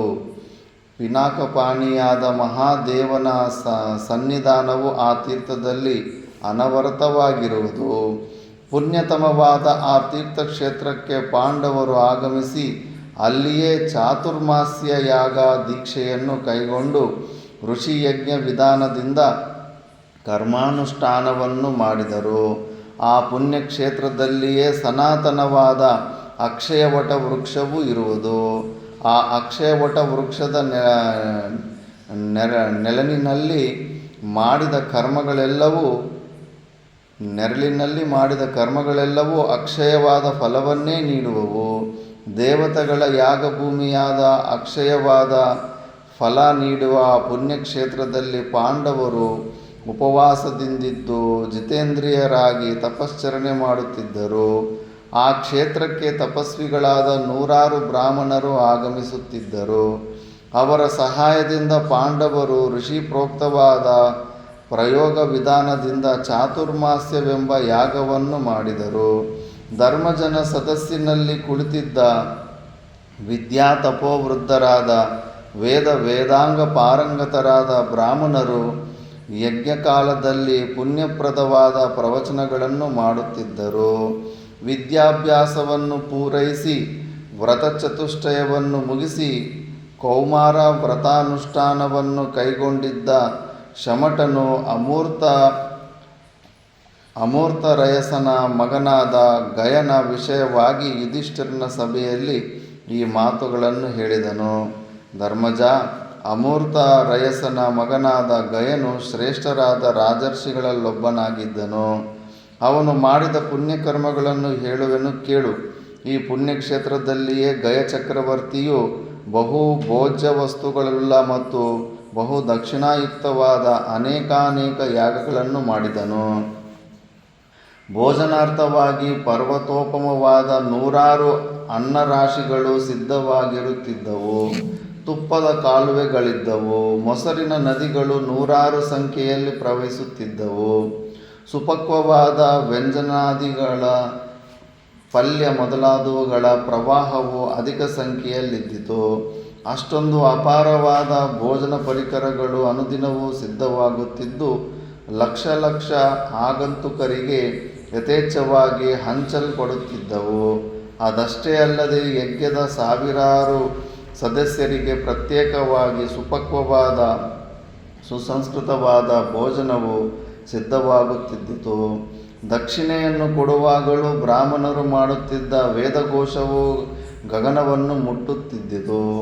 ವೇದಘೋಷದ ಹೊರತಾಗಿ ಮತ್ಯಾವ ಧ್ವನಿಯೂ ಆ ದಿವ್ಯ ಕ್ಷೇತ್ರದಲ್ಲಿ ಕೇಳಿ ಬರುತ್ತಿರಲಿಲ್ಲ. ಈಗೆಲ್ಲ ಸಿನಿಮಾ ಸಾಂಗ್ಗಳು ಕಾಣಿಸ್ತವೆ. ಮೊದಲನೇ ಸತಿ ಹಿಮಾಲಯದ ಮೇಲೆ ಎಷ್ಟೊಂದು ಆಸಕ್ತಿಯಿಂದ ಹೋಗಿರ್ತೀವಿ. ನಚಿಕೇತ ತಾಳ್ಗೊಟ್ಟೋಗಿದ್ದೆ ಫುಲ್ ಇನ್ನು ಒಳಗಡೆಗೆ ಉತ್ತರಕಾಶಿ ಮೇಲ್ಗಡೆ. ಅಲ್ಲಿ ಹೋಗಿ ಆರಾಮಾಗಿ ಸ್ವಲ್ಪ ಧ್ಯಾನ ಮಾಡ್ಕೊಂತ ಹೋಗ್ತೀನಿ. ಕೆಳಗಡೆ ಯಾವುದೋ ಉತ್ತರಾಖಂಡಲ್ಲೂ ಊರುಗಳಿರ್ತಾವಲ್ಲ, ಆ ಊರಲ್ಲಿ ಯಾರ್ದೋ ಮದುವೆನೇ ನಡೀತಾ ಇದೆ. ಅಲ್ಲಿ ದೊಡ್ಡ DJ ಇಟ್ಬಿಟ್ಟಿದ್ದಾರೆ. ಅಲ್ಲಿ ಲುಂಗಿ ಡ್ಯಾನ್ಸ್ ಅಂತ ಕೇಳಿಸ್ತಾ ಇದೆ.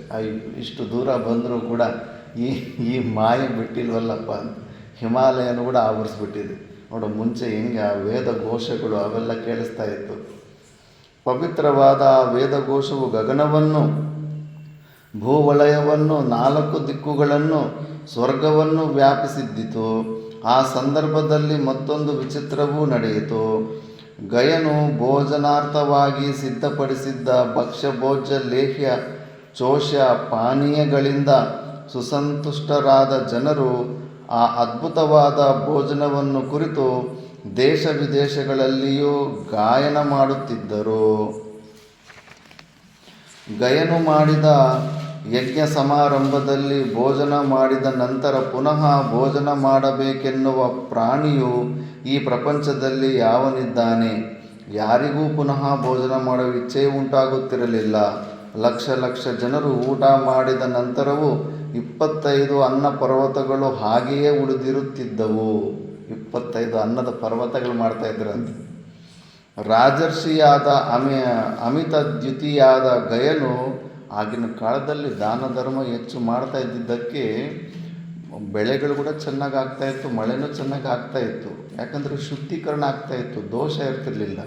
ಈಗ ದಾನ ಧರ್ಮ ಮಾಡೋದು ಬಿಟ್ಟಿದ್ದಾರೆ. ಎಲ್ಲ ರೋಗಗಳು, ಧರ್ಮದ ಬೆಳೆನೇ ಇಲ್ಲವಲ್ಲ, ಅದಕ್ಕೆ ಆ ಬೆಳೆ ಕೂಡ ಪೃಥ್ವಿ ದೇವಿ ಕೂಡ ಸಹಕಾರ ಮಾಡ್ತಾನೇ ಇಲ್ಲ ಯಾರಿಗೂ. ಯಾಕಂದರೆ ಇದು ಕಡಿಮೆ ಆಗಿಬಿಟ್ಟಿದೆ, ಅದರಲ್ಲಿ ದೋಷ ಇದ್ದೇ ಇರುತ್ತೆ, ಅದು ಶುದ್ಧಿನೇ ಆಗೋದಿಲ್ಲ. ಅನ್ನ ಪರ್ವತ, ಈಗ ಗುಜರಾತಲ್ಲೂ ಒಬ್ಬ ಹಿಂಗೆ ಫಸ್ಟು ಡೈಲಿ ಒಂದು 3-4 ಜನಕ್ಕೆ ಗಂಡ ಹೆಂಡತಿ ಅನ್ನದಾನ ಮಾಡ್ತಾಯಿದ್ರಂತೆ. ಪ್ಲೇಸ್ ಬರೆದೋಗ್ಬಿಟ್ಟಿದ್ದೀನಿ. ಕೇವಲ ಅಷ್ಟು, ಇನ್ನೇನಿಲ್ಲ. ಒಂದು ಗುಡಿ ಇದೆ, ಬಂದವರು ಪೂಜೆ ಮಾಡ್ಕೊಂಡು ದರ್ಶನ ಮಾಡ್ಕೊಂಡು ಅನ್ನದಾನ ಮಾತ್ರ ನಡೀತಾ ಇದೆ. ಅವ್ರಿಗೇನು ಮಂತ್ರಶಾಸ್ತ್ರ ಗೊತ್ತಿಲ್ಲ, ಏನಿಲ್ಲ, ಪ್ರವಚನ ಏನಿಲ್ಲ. ಫಸ್ಟ್ ಬಂದವ್ರಿಗೆ ಊಟ ನೀಡಬೇಕು, ಇಷ್ಟೇ ವ್ರತ. ಆ ಒಂದು ವ್ರತದಿಂದ ಎಷ್ಟು ದೊಡ್ಡ ಸಂಸ್ಥೆ ಆಗಿಬಿಟ್ಟಿದೆ ಅಂದರೆ ಅವ್ರು ಬೋರ್ಡ್ ಹಾಕ್ತಾರಂತೆ, ದಾನ ಮಾಡಬೇಡಿ, ಈಗ ನಮ್ಮ ಹತ್ರ ಇಟ್ಕೊಳ್ಳೋಕ್ಕೆ ರೊಕ್ಕ ಜಾಗ ಇಲ್ಲ, ದಾನ ಮಾಡಬೇಡಿ, ತುಂಬ ಜಾಸ್ತಿ ಆಗಿಬಿಡ್ತಾ ಇದೆ ಅಂದ್ಬಿಟ್ಟು ಬೋರ್ಡ್ ಹಾಕ್ತಾರಂತೆ.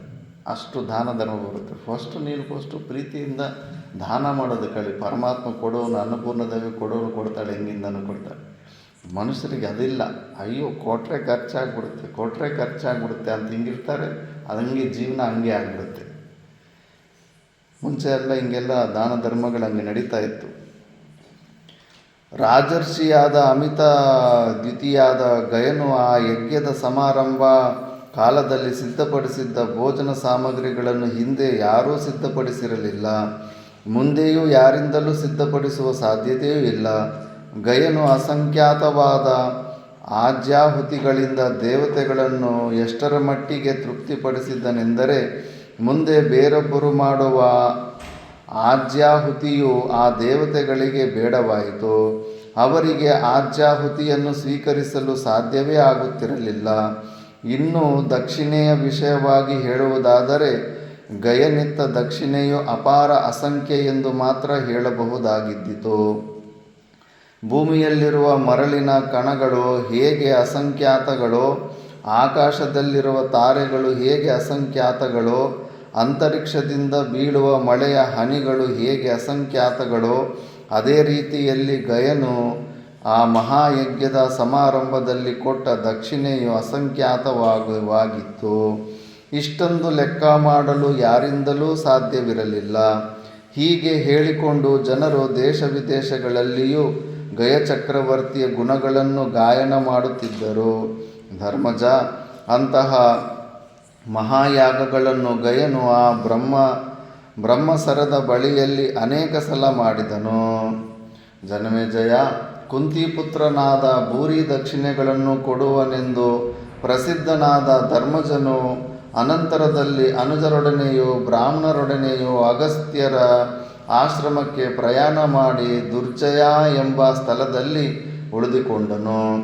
ಅದೇ ಸ್ಥಳದಲ್ಲಿ ವಾಗ್ಮಿಯಾದ ಯುಧಿಷ್ಠಿರನು ಮಾನವಾಂತಕನಾದ ವಾತಾಪಿಯನ್ನು ಅಗಸ್ತ್ಯರು ಕೊಂದ ಕಾರಣವನ್ನು, ಆ ದೈತ್ಯನಿಗಿದ್ದ ಪ್ರಭಾವದ ಪರಮಾವಧಿ ಎಷ್ಟೆಂಬುದನ್ನು, ಆ ದೈತ್ಯನ ವಿಷಯವಾಗಿ ಅಗಸ್ತ್ಯರು ಕೋಪಗೊಂಡ ಕಾರಣವನ್ನು ವಿವರಿಸಿ ಹೇಳಬೇಕೆಂದು ಮಹರ್ಷಿಗಳಾದ ಲೋಮಶರನ್ನು ಕೇಳಿಕೊಂಡನು. ಧರ್ಮರಾಜನಿಂದ ಪ್ರಶ್ನಿಸಲ್ಪಟ್ಟ ಲೋಮಶ ಮಹರ್ಷಿಗಳು ಇಲ್ವಲ ವಾತಾಪಿಗಳ ಇತಿಹಾಸವನ್ನು ಹೇಳಲು ಉಪಕ್ರಮಿಸಿದರು. ಕುರುಕುಲವತಂಸನೇ, ಹಿಂದೆ ಮಣಿಮತಿ ಎಂಬ ಪಟ್ಟಣದಲ್ಲಿ ಇಲ್ವಳನೆಂಬ ದೈತ್ಯನೊಬ್ಬನಿದ್ದನು. ಇವನಿಗೆ ವಾತಾಪಿ ಎಂಬ ಹೆಸರಿನ ತಮ್ಮನೂ ಇದ್ದನು.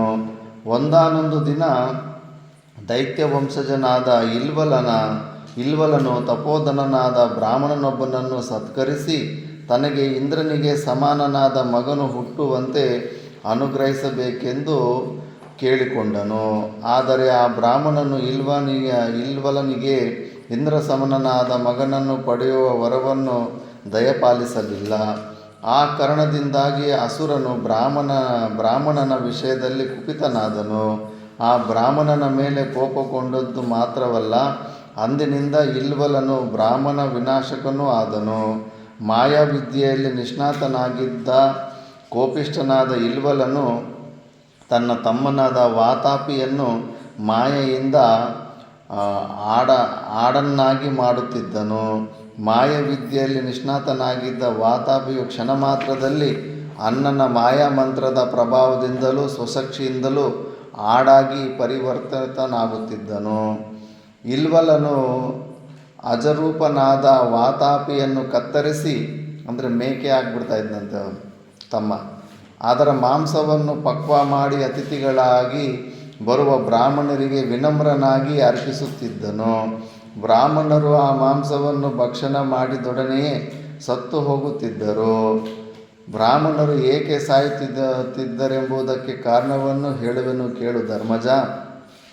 ಇಲ್ವಲನಿಗೆ ಒಂದು ಅಗಾಧವಾದ ಶಕ್ತಿ ಇದ್ದಿತು. ಅವನು ಉಚ್ಚಧ್ವನಿಯಿಂದ ಯಾರನ್ನಾದರೂ ಆಹ್ವಾನಿಸಿದರೆ ಆಹುತನಾದವನು ಯಮಾಲಯಕ್ಕೆ ಹೋಗಿದ್ದರೂ ಪ್ರೇತಾವಸ್ಥೆಯಲ್ಲಿದ್ದರೂ ತನ್ನ ಹಿಂದಿನ ರೂಪವನ್ನೇ ಪಡೆದು ಇಲ್ವಲನ ಮುಂದೆ ಬಂದು ನಿಲ್ಲುತ್ತಿದ್ದನು. ಅವನು ಆಹ್ವಾನಿಸುವ ಆ ಧ್ವನಿಯು ಅಷ್ಟೊಂದು ಪ್ರಭಾವಪೂರ್ಣವಾಗಿದ್ದಿತು. ಯಜ್ಞದ ಸಮಯದಲ್ಲಿ ಮಂತ್ರೋಚ್ಚಾರಣೆ ಮಾಡಿ ದೇವತೆಗಳನ್ನು ಆಹ್ವಾನಿಸಿದಾಗ ಮಂತ್ರದಿಂದ ಸೆಳೆಯಲ್ಪಟ್ಟ ದೇವತೆಗಳು ಆಹುತಿಗಳನ್ನು ಸ್ವೀಕರಿಸಲು ಬರುವರೆಂಬುದನ್ನು ನಾವು ಕೇಳಿದ್ದೇವೆ. ಅಭಿಚಾರಿಕ ಕ್ರಿಯೆಗಳಲ್ಲಿಯೂ ಭೂತ ಪ್ರೇತಗಳನ್ನು ಆಕರ್ಷಿಸುವ ಮಂತ್ರಗಳಿವೆ. ಅದೇ ಕ್ರಮದಲ್ಲಿಯೇ ದೈತ್ಯನಾದ ಇಲ್ವಲನು ಯಾರನ್ನಾದರೂ ಉಚ್ಚಸ್ವರದಲ್ಲಿ ಆಹ್ವಾನಿಸಿದೊಡನೆಯೇ ಅವರೆಲ್ಲೇ ಇದ್ದರೂ ತಮ್ಮ ಪೂರ್ವ ಶರೀರವನ್ನು ಧರಿಸಿ ಅವನ ಮುಂದೆ ಬಂದು ನಿಲ್ಲುತ್ತಿದ್ದರು. ಅಂತಹ ಪರಮಾದ್ಭುತವಾದ ಶಕ್ತಿಯನ್ನು ಪಡೆದಿದ್ದ ಇಲ್ವಲನು ನಾನು ಹಿಂದೆ ಹೇಳಿದಂತೆ ವಾತಾಪಿಯನ್ನು ಆಡನ್ನಾಗಿ ಪರಿವರ್ತಿಸಿ ಅದನ್ನು ಕತ್ತರಿಸಿ ಅದರ ಮಾಂಸವನ್ನು ಪಕ್ವ ಮಾಡಿ ಅತಿಥಿಗಳಾದ ಬ್ರಾಹ್ಮಣರಿಗೆ ಭೋಜನ ಮಾಡಿಸುತ್ತಿದ್ದನು. ಬ್ರಾಹ್ಮಣರು ಸಂತೃಪ್ತರಾಗಿ ತಮ್ಮ ಹಾದಿಯನ್ನು ಹಿಡಿದು ಹೊರಡುವಷ್ಟರಲ್ಲಿ ಇಲ್ವಲನು ವಾತಾಪಿಯನ್ನು ಉದ್ದೇಶಿಸಿ ಉಚ್ಚಸ್ವರದಿಂದ ವಾತಾಪೇ ಅತ್ರಾಗಚ್ಚ, ವಾತಾಪಿ ಇಲ್ಲಿ ಬಂದುಬಿಡು ಅಂತ ಕರೀತಾ ಇದ್ದಂತೆ ಎಂದು ಆಹ್ವಾನಿಸುತ್ತಿದ್ದನು. ಅವನ ಆಹ್ವಾನದಿಂದ ಚೋದಿತನಾದ ಮಹಾಬಲಶಾಲಿಯಾದ ಬ್ರಹ್ಮದ್ವೇಷಿಯಾದ ಮಾಯಾವಿಯಾದ ವಾತಾಪಿಯು ಬ್ರಾಹ್ಮಣನ ಹೊಟ್ಟೆಯ ಪಾರ್ಶ್ವವನ್ನು ಸೀಳಿಕೊಂಡು ಪಕಪಕನೆ ನಗುತ್ತಾ ಹೊರಬರುತ್ತಿದ್ದನು. ಈ ರೀತಿಯಲ್ಲಿ ಇಲ್ವಲನು ಪ್ರತಿಯೊಂದು ಸಲವೂ ಬ್ರಾಹ್ಮಣರಿಗೆ ಅಜಸ್ವರೂಪನಾದ ವಾತಾಪಿಯ ಮಾಂಸವನ್ನು ಬಡಿಸಿ ಅವರೆಲ್ಲರ ಪ್ರಾಣಾಪಹಾರ ಮಾಡುತ್ತಿದ್ದನು. ಬರೋರಿಗೆ ಊಟ ಮಾಡಿಸ್ಬಿಡೋದು, ಅವನನ್ನು ತಮ್ಮನ್ನು ಮೇಕೆ ಮಾಡಿಬಿಡೋದು, ಕಟ್ ಮಾಡಿಬಿಟ್ಟು ಊಟ ಮಾಡಿಸ್ಬಿಟ್ಟು ತಿನ್ನಿಸ್ಬಿಟ್ಟು ಮತ್ತೆ ಅವನು ಕರೆದು ಬಿಡೋದು. ಅವರು ಹೊಟ್ಟೆ ಸಿಳ್ಕೊಂಡು ಹೊರಗಡೆ ಬಂದುಬಿಡ್ತಾ ಇರ್ತಾನೆ. ಅದೇ ಕಾಲದಲ್ಲಿ ಮಹರ್ಷಿಗಳಾದ ಅಗಸ್ತ್ಯರು ಒಮ್ಮೆ ಅಗಾಧವಾದ ಹಳ್ಳವೊಂದರಲ್ಲಿ ತಮ್ಮ ಪಿತೃಗಳ ತಲೆ ಕೆಳಗಾಗಿ ಜೋಳಾಡುತ್ತಿರುವುದನ್ನು ಕಂಡರು. ಹಾಗೆ ತಲೆ ಕೆಳಕ್ಕಾಗಿ ಜೋತು ಬಿದ್ದಿದ್ದ ತಮ್ಮ ಪಿತೃಗಳನ್ನು ಅಗಸ್ತ್ಯರು, ಮಹಾನುಭಾವರೇ, ನೀವೇಕೆ ಈ ಸ್ಥಿತಿಯಲ್ಲಿ ಇರುತ್ತೀರಿ ಎಂದು ಪ್ರಶ್ನಿಸಿದರು. ಹೀಗೆ ಅಗಸ್ತ್ಯರಿಂದ ಪ್ರಶ್ನಿಸಲ್ಪಟ್ಟ ಬ್ರಹ್ಮವಾದಿಗಳಾದ ಮಹರ್ಷಿಗಳು ಅಗಸ್ತ್ಯನನ್ನು ಕುರಿತು ಹೇಳಿದರು. ಸಂತಾನಚ್ಛೇದವಾದ ಕಾರಣದಿಂದ ನಾವೀ ಸ್ಥಿತಿಯಲ್ಲಿದ್ದೇವೆ ಹೀಗೆಂದು ಉತ್ತರಿಸಿ ಮುಂದುವರೆದು ಹೇಳಿದರು. ವತ್ಸ, ನಾವು ನಿನ್ನ ವಂಶದ ಪೂರ್ವಜರು, ನಿನ್ನ ಪಿತಾಮಹ ಪ್ರಪಿತಾಮಹರಾಗಿದ್ದೇವೆ. ವಂಶ ಪ್ರದೀಪ ನಿಲ್ಲದ ಕಾರಣದಿಂದಾಗಿ ನಾವೀ ದುಸ್ಥಿತಿಯಲ್ಲಿದ್ದೇವೆ. ನೀನೇನಾದರೂ ಒಬ್ಬ ಯೋಗ್ಯನಾದ ಪುತ್ರನನ್ನು ಪಡೆದೆಯಾದರೆ ನಾವು ಈ ನರಕದಿಂದ ಪಾರಾಗುತ್ತೇವೆ. ಸಂತಾನವನ್ನು ಪಡೆಯುವುದರಿಂದ ನಿನಗೂ ಸದ್ಗತಿಯುಂಟಾಗುತ್ತದೆ. ತೇಜಸ್ವಿಗಳಾದ ಸತ್ಯಧರ್ಮ ಪರಾಯಣರಾದ ಅಗಸ್ತ್ಯರು ತಮ್ಮ ಪಿತೃಗಳು ಹೇಳಿದ ಆ ಮಾತುಗಳನ್ನು ಕೇಳಿ ಅವರೊಡನೆ ಹೇಳಿದರು. ಪಿತೃವರೆಣ್ಯರೇ, ನಾನು ತಮ್ಮ ಮನದ ಅಭಿಲಾಷೆಯನ್ನು ಪೂರ್ಣಗೊಳಿಸುತ್ತೇನೆ. ನಿಮ್ಮ ಮನಸ್ಸಿನಲ್ಲಿರುವ ಆತಂಕವನ್ನು ದೂರ ಮಾಡಿರಿ. ಹೀಗೆ ಅಗಸ್ತ್ಯರು ತಮ್ಮ ಪಿತೃಗಳಿಗೆ ಆಶ್ವಾಸನೆಯನ್ನಿತ್ತು ಅನಂತರ ತಮ್ಮ ವಂಶಾಭಿವೃದ್ಧಿಯ ಮಗನನ್ನು ಪಡೆಯುವ ವಿಷಯವಾಗಿ ಯೋಚಿಸತೊಡಗಿದರು. ಅಗಸ್ತ್ಯರು ಎಷ್ಟೇ ಯೋಚಿಸಿದರೂ ತಮ್ಮನ್ನು ಪುತ್ರರೂಪದಲ್ಲಿ ಪಡೆಯಲು ಸಾಮರ್ಥ್ಯವಿರುವ ಅಥವಾ ಪುತ್ರಪ್ರಾಪ್ತಿಗಾಗಿ ತಮಗೆ ಅನುರೂಪಳೆನಿಸಿದ ಸಾಧ್ವೀಮಣಿಯನ್ನು ಈ ಪ್ರಪಂಚದಲ್ಲಿಯೇ ಅವರು ಕಾಣಲಿಲ್ಲ. ಅಘಟಿತ ಘಟನಾ ಸಾಮರ್ಥ್ಯವುಳ್ಳ ಅಗಸ್ತ್ಯರು ತಮ್ಮನ್ನು ಮಗನ ಸ್ವರೂಪದಲ್ಲಿ ಧರಿಸಲು ಸಮರ್ಥಳಾದ ಸಾಧ್ವಿಯನ್ನು ಪ್ರಪಂಚದಲ್ಲಿ ಕಾಣದೆ ಪ್ರಪಂಚದಲ್ಲಿರುವ ಪ್ರಾಣಿಗಳಿಂದ ಅವುಗಳಿಗಿರುವ ವಿಶೇಷವಾದ ಗುಣಗಳನ್ನೇ ಸಂಕಲನ ಮಾಡಿ ಸಿಂಹದಿಂದ ಕಟಿ, ಜಿಂಕೆಯಿಂದ ಕಣ್ಣು ಇತ್ಯಾದಿ ಅನುಪಮ ಸೌಂದರ್ಯದಿಂದ ಕೂಡಿದ ಸ್ತ್ರೀಯೊಬ್ಬಳನ್ನು ಬೀಜರೂಪವಾಗಿ ಸೃಷ್ಟಿಸಿದರು. ಯಾರು ಸಿಗ್ತಾ ಇಲ್ಲ ಅಂತ ಹೆಣ್ಣನ್ನು ಸೃಷ್ಟಿನೇ ಮಾಡಿಕೊಂಡವರು. ಮಹಾತಪಸ್ವಿಗಳಾದ ಅಗಸ್ತ್ಯರು ಆ ರೀತಿಯಲ್ಲಿ ಸೃಷ್ಟಿಸಿದ ಕನ್ಯಾ ರೂಪವಾದ ಫಲವನ್ನು ಅದೇ ಸಮಯದಲ್ಲಿ ಸಂತಾನಕ್ಕಾಗಿ ತಪಶ್ಚರಣೆ ಮಾಡುತ್ತಿದ್ದ ವಿದರ್ಭ ರಾಜನಿಗೆ ಕೊಟ್ಟರು. ಅಗಸ್ತ್ಯರು ಅನುಗ್ರಹಿಸಿದ ಸ್ತ್ರೀ ಬೀಜ ರೂಪವಾದ ಫಲವನ್ನು ವಿದರ್ಭ ರಾಜನು ಸಂತೋಷದಿಂದ ಸ್ವೀಕರಿಸಿದನು. ಭಕ್ತಿ ಗೌರವಯುಕ್ತಳಾಗಿ ಆ ಫಲವನ್ನು ಉಪಭುಂಜಿಸಿದ ವಿದರ್ಭ ರಾಜನ ಪತ್ನಿಯು ಕೆಲವು ದಿನಗಳಲ್ಲಿಯೇ ಗರ್ಭವನ್ನು ಧರಿಸಿ ನವಮಾಸಗಳು ತುಂಬಿದ ನಂತರ ನಯನಾನಂದಕರವಾಗಿದ್ದ ಹೆಣ್ಣು ಮಗುವಿಗೆ ಜನ್ಮವಿತ್ತಳು. ಮಿಂಚಿನಂತೆ ಬೆಳಗುತ್ತಿದ್ದ ಹೆಣ್ಣು ಮಗುವು ಶುಕ್ಲಪಕ್ಷದ ಚಂದ್ರನಂತೆ ದಿನದಿನಕ್ಕೂ ವೃದ್ಧಿ ಹೊಂದುತ್ತಾ ಸೊಬಗಿನಿಂದ ಬೆಳೆಯತೊಡಗಿತು. ಹೆಣ್ಣು ಮಗುವು ಜನಿಸಿದೊಡನೆಯೇ ವಿದರ್ಭ ರಾಜನು ಶಿಶುವಿಗೆ ಜಾತಕರ್ಮ ನಾಮಕರಣಾದಿಗಳನ್ನು ಮಾಡುವ ಸಲುವಾಗಿ ಬ್ರಾಹ್ಮಣರಿಗೆ ಹೇಳಿ ಕಳುಹಿಸಿದನು. ಬ್ರಾಹ್ಮಣರು ಅರಮನೆಗೆ ಆಗಮಿಸಿ ಆ ಹೆಣ್ಣು ಮಗುವಿನ ಸೌಂದರ್ಯವನ್ನು ನೋಡಿ ಆಶ್ಚರ್ಯಭರಿತರಾಗಿ ಶಿಶುವಿಗೆ ಲೋಪಾಮುದ್ರ ಎಂದು ನಾಮಕರಣ ಮಾಡಿದರು. ಮುದ್ರಾಣಂ ತತ್ ತನ್ಮೃಗಾದಿ ಜಾತಿಗತಾನಾಂ ಅಸಾಧಾರಣಾನಾಂ ಚಿಹ್ನಾನಾಂ ಲೋಪ ಇವ ಲೋಪಃ ತಿರಸ್ಕಾರೋ ಯಯಾಸ ಲೋಪಮುದ್ರಾ ಅಂತಿದ್ರೆ ಉತ್ಪತ್ತಿ. ಅಂದರೆ ಒಂದೊಂದು ಜಾತಿಯ ಮೃಗಗಳಲ್ಲಿಯೂ ವಿಶೇಷವಾಗಿರುವ ಅಸಾಧಾರಣ ಚಿಹ್ನೆಗಳನ್ನು ಹಿಂದೆ ಹೇಳಿದಂತೆ ಜಿಂಕೆಯ ಅಸಾಧಾರಣ ಚಿಹ್ನೆ ಕಣ್ಣು, ಸಿಂಹದ ಅಸಾಧಾರಣ ಚಿಹ್ನೆ ತೆಳುವಾದ ಕಟಿ ಪ್ರದೇಶ, ಕೋಗಿಲೆಯ ಅಸಾಧಾರಣ ಚಿಹ್ನೆ ಮಧುರಗಾನ ಇತ್ಯಾದಿ. ತನ್ನ ರೂಪಾತಿಶಯದಿಂದ ಯಾವಳು ತಿರಸ್ಕರಿಸುತ್ತಾಳೆಯೋ ಅವಳು ಲೋಪಾಮುದ್ರೆ. ಅನುಪಮ ಸೌಂದರ್ಯವತಿಯಾದ ಲೋಪಾಮುದ್ರೆಯು ಸರೋವರದಲ್ಲಿರುವ ನೈದಿಲೆಯ ಬಳ್ಳಿಯಂತೆಯೂ ಯಜ್ಞೇಶ್ವರನ ಜ್ವಾಲೆಯಂತೆಯೂ ದಿನದಿನಕ್ಕೂ ಪ್ರವರ್ಧಮಾನಲಾಗುತ್ತಾ ಪ್ರೌಢೆಯಾದಳು. ಲೋಪಾಮುದ್ರೆಯು ಪ್ರೌಢೆಯಾಗಲಾಗಿ ರಾಜಕುಮಾರಿಯಾದ ಆಕೆಯನ್ನು ಸರ್ವಾಲಂಕಾರ ಯುಕ್ತರಾದ 100 ಮಂದಿ ಕನ್ಯೆಯರು 100 ಮಂದಿ ದಾಸಿಯರು ಅನವರತವಾಗಿ ಉಪಚರಿಸುತ್ತಿದ್ದರು. ಆ ಎಲ್ಲ ಸುಂದರ ಯುವತಿಯರು ಮಧ್ಯದಲ್ಲಿ ಲೋಪಾಮುದ್ರೆಯು ಅಸಂಖ್ಯಾತ ತಾರೆಗಳಿಂದ ಸುತ್ತುವರಿಯಲ್ಪಟ್ಟ ಪ್ರಕಾಶಮಾನವಾದ ರೋಹಿಣಿ ನಕ್ಷತ್ರದಂತೆ ಪ್ರಕಾಶಿಸುತ್ತಿದ್ದಳು. ಲೋಪಾಮುದ್ರೆಯು ಅನುಪಮ ಸೌಂದರ್ಯವತಿಯಾಗಿದ್ದುದಲ್ಲದೆ ಸೌಶೀಲ್ಯ, ಸೌಜನ್ಯ, ಸದಾಚಾರಾದಿ ಸದ್ಗುಣಯುಕ್ತಳಾಗಿಯೂ ಇದ್ದಳು. ಆದರೆ ಪ್ರೌಢೆಯಾಗಿದ್ದರೂ ಯಾವ ರಾಜಕುಮಾರನೂ ಅವಳನ್ನು ಮದುವೆಯಾಗಲು ಮುಂದೆ ಬರಲಿಲ್ಲ. ಅಂತಹ ಅನುಪಮ ಸೌಂದರ್ಯವತಿಯಾದ ಸದಾಚಾರ ಸಂಪನ್ನೆಯಾದ ರಾಜಕುಮಾರಿಯನ್ನು ತಾವು ಮದುವೆಯಾಗಲು ಅನರ್ಹರೆಂದು ತಾವೇನಾದರೂ ಅವಳನ್ನು ವಿವಾಹವಾಗಲು ಇಚ್ಛಿಸಿ ರಾಜನನ್ನು ಕೇಳಲು ಹೋದರೆ ರಾಜನು ತಮ್ಮ ಮೇಲೆ ಕೋಪಿಸಿಕೊಳ್ಳಬಹುದೆಂಬುದು ಅವರೆಲ್ಲರ ಭಾವನೆಯಾಗಿದ್ದಿತು. ಆ ಭಾವನೆಯಿಂದಾಗಿ ಯಾವ ರಾಜಕುಮಾರನೂ ಅವಳ ಕೈ ಹಿಡಿಯಲು ಮುಂದೆ ಬರಲಿಲ್ಲ. ಸತ್ಯವ್ರತಳಾದ ಅಪ್ಸರೆಯರ ಸೌಂದರ್ಯವನ್ನು ತಿರಸ್ಕರಿಸುವ ಸೌಂದರ್ಯಾತಿಶಯದಿಂದ ಕೂಡಿದ್ದ ರಾಜಕುಮಾರಿಯು ಸೌಜನ್ಯದಿಂದ ಕೂಡಿದ ತನ್ನ ನಡತೆಯಿಂದ ತನ್ನ ಬಂಧುಗಳನ್ನು ಮತ್ತು ತಂದೆ ತಾಯಿಗಳನ್ನು ಸಂತೋಷಗೊಳಿಸುತ್ತಿದ್ದಳು. ರಾಜಕುಮಾರರು ಅವಳ ಪಾಣಿಗ್ರಹಣ ಮಾಡಿಕೊಳ್ಳಲು ಮುಂದೆ ಬಾರದಿದ್ದಾಗ ರಾಜನು ಅವಳ ವಿವಾಹದ ವಿಷಯವಾಗಿ ಆಲೋಚಿಸತೊಡಗಿದನು. ಈ ನನ್ನ ಮಗಳನ್ನು ಯಾರಿಗೆ ಕೊಟ್ಟು ಮದುವೆ ಮಾಡಲಿ ಎಂಬುದೇ ಅವನ ಅನವರತವಾದ ಚಿಂತೆಯಾಗಿದ್ದಿತು. ಧರ್ಮರಾಜ ಅಗಸ್ತ್ಯರು ತಮ್ಮ ಅಂತರ್ದೃಷ್ಟಿಯಿಂದ ಲೋಪಾಮುದ್ರೆಯು ಪ್ರೌಢೆಯಾಗಿರುವಳೆಂಬುದನ್ನು, ಗೃಹಸ್ಥಾಶ್ರಮೋಚಿತವಾದ ಕಾರ್ಯಗಳನ್ನು ನಿರ್ವಹಿಸಲು ಸಮರ್ಥಲಾಗಿರುವಳೆಂಬುದನ್ನು ತಿಳಿದು ಒಡನೆಯೇ ವಿದರ್ಭರಾಜನ ಅರಮನೆಗೆ ಬಂದು ಅವನಿಂದ ಸತ್ಕಾರ ಪಡೆದು ಆಸನದಲ್ಲಿ ಉಪವಿಷ್ಟರಾಗಿ ರಾಜನನ್ನು ಕುರಿತು ಹೇಳಿದರು. ಮಹಾರಾಜ, ವಂಶಪ್ರದೀಪನಾದ ಪುತ್ರನನ್ನು ಪಡೆಯುವ ಅಭಿಲಾಷೆಯಿಂದಾಗಿ ನಾನು ವಿವಾಹವಾಗಲು ನಿಶ್ಚಯಿಸಿರುತ್ತೇನೆ. ನಿನ್ನ ಮಗಳಾದ ಲೋಪಾಮುದ್ರೆಯನ್ನು ವರಿಸುವ ಸಲುವಾಗಿ ಬಂದಿರುತ್ತೇನೆ. ನೀನವಳನ್ನು ನನಗೆ ಕೊಟ್ಟು ವಿವಾಹ ಮಾಡು. ಮಹರ್ಷಿಯ ಮಾತುಗಳನ್ನು ಕೇಳಿದೊಡನೆ ರಾಜನು ಬುದ್ಧಿಗೆಟ್ಟದವನಾದನು. ಏನು ಮಾಡಬೇಕೆಂಬುದೇ ತಿಳಿಯಲಿಲ್ಲ. ರಾಜನು ವನವಾಸಿಯೊಬ್ಬನ ಅನುಗ್ರಹ ಪಡೆದು ಅಂತಹ ಅನುಪಮ ಸುಂದರಿಯನ್ನು ಮಗಳನ್ನಾಗಿ ಪಡೆದನಾದರೂ ವನವಾಸಿಗೆ ತನ್ನ ಮಗಳನ್ನು ಕೊಟ್ಟು ಮದುವೆ ಮಾಡುವ ಇಚ್ಛೆಯುಳ್ಳವನಾಗಿರಲಿಲ್ಲ. ತನ್ನ ಮಗಳು ತಪಸ್ವಿನಿಯಾಗಿ ಕಾಡಿನಲ್ಲಿ ಸಿಕ್ಕುವ ಗೆಡ್ಡೆಗಣಸುಗಳನ್ನು ತಿಂದು ಜೀವಿಸುವುದು ರಾಜನಿಗೆ ಸಹ್ಯವಾಗಲಿಲ್ಲ.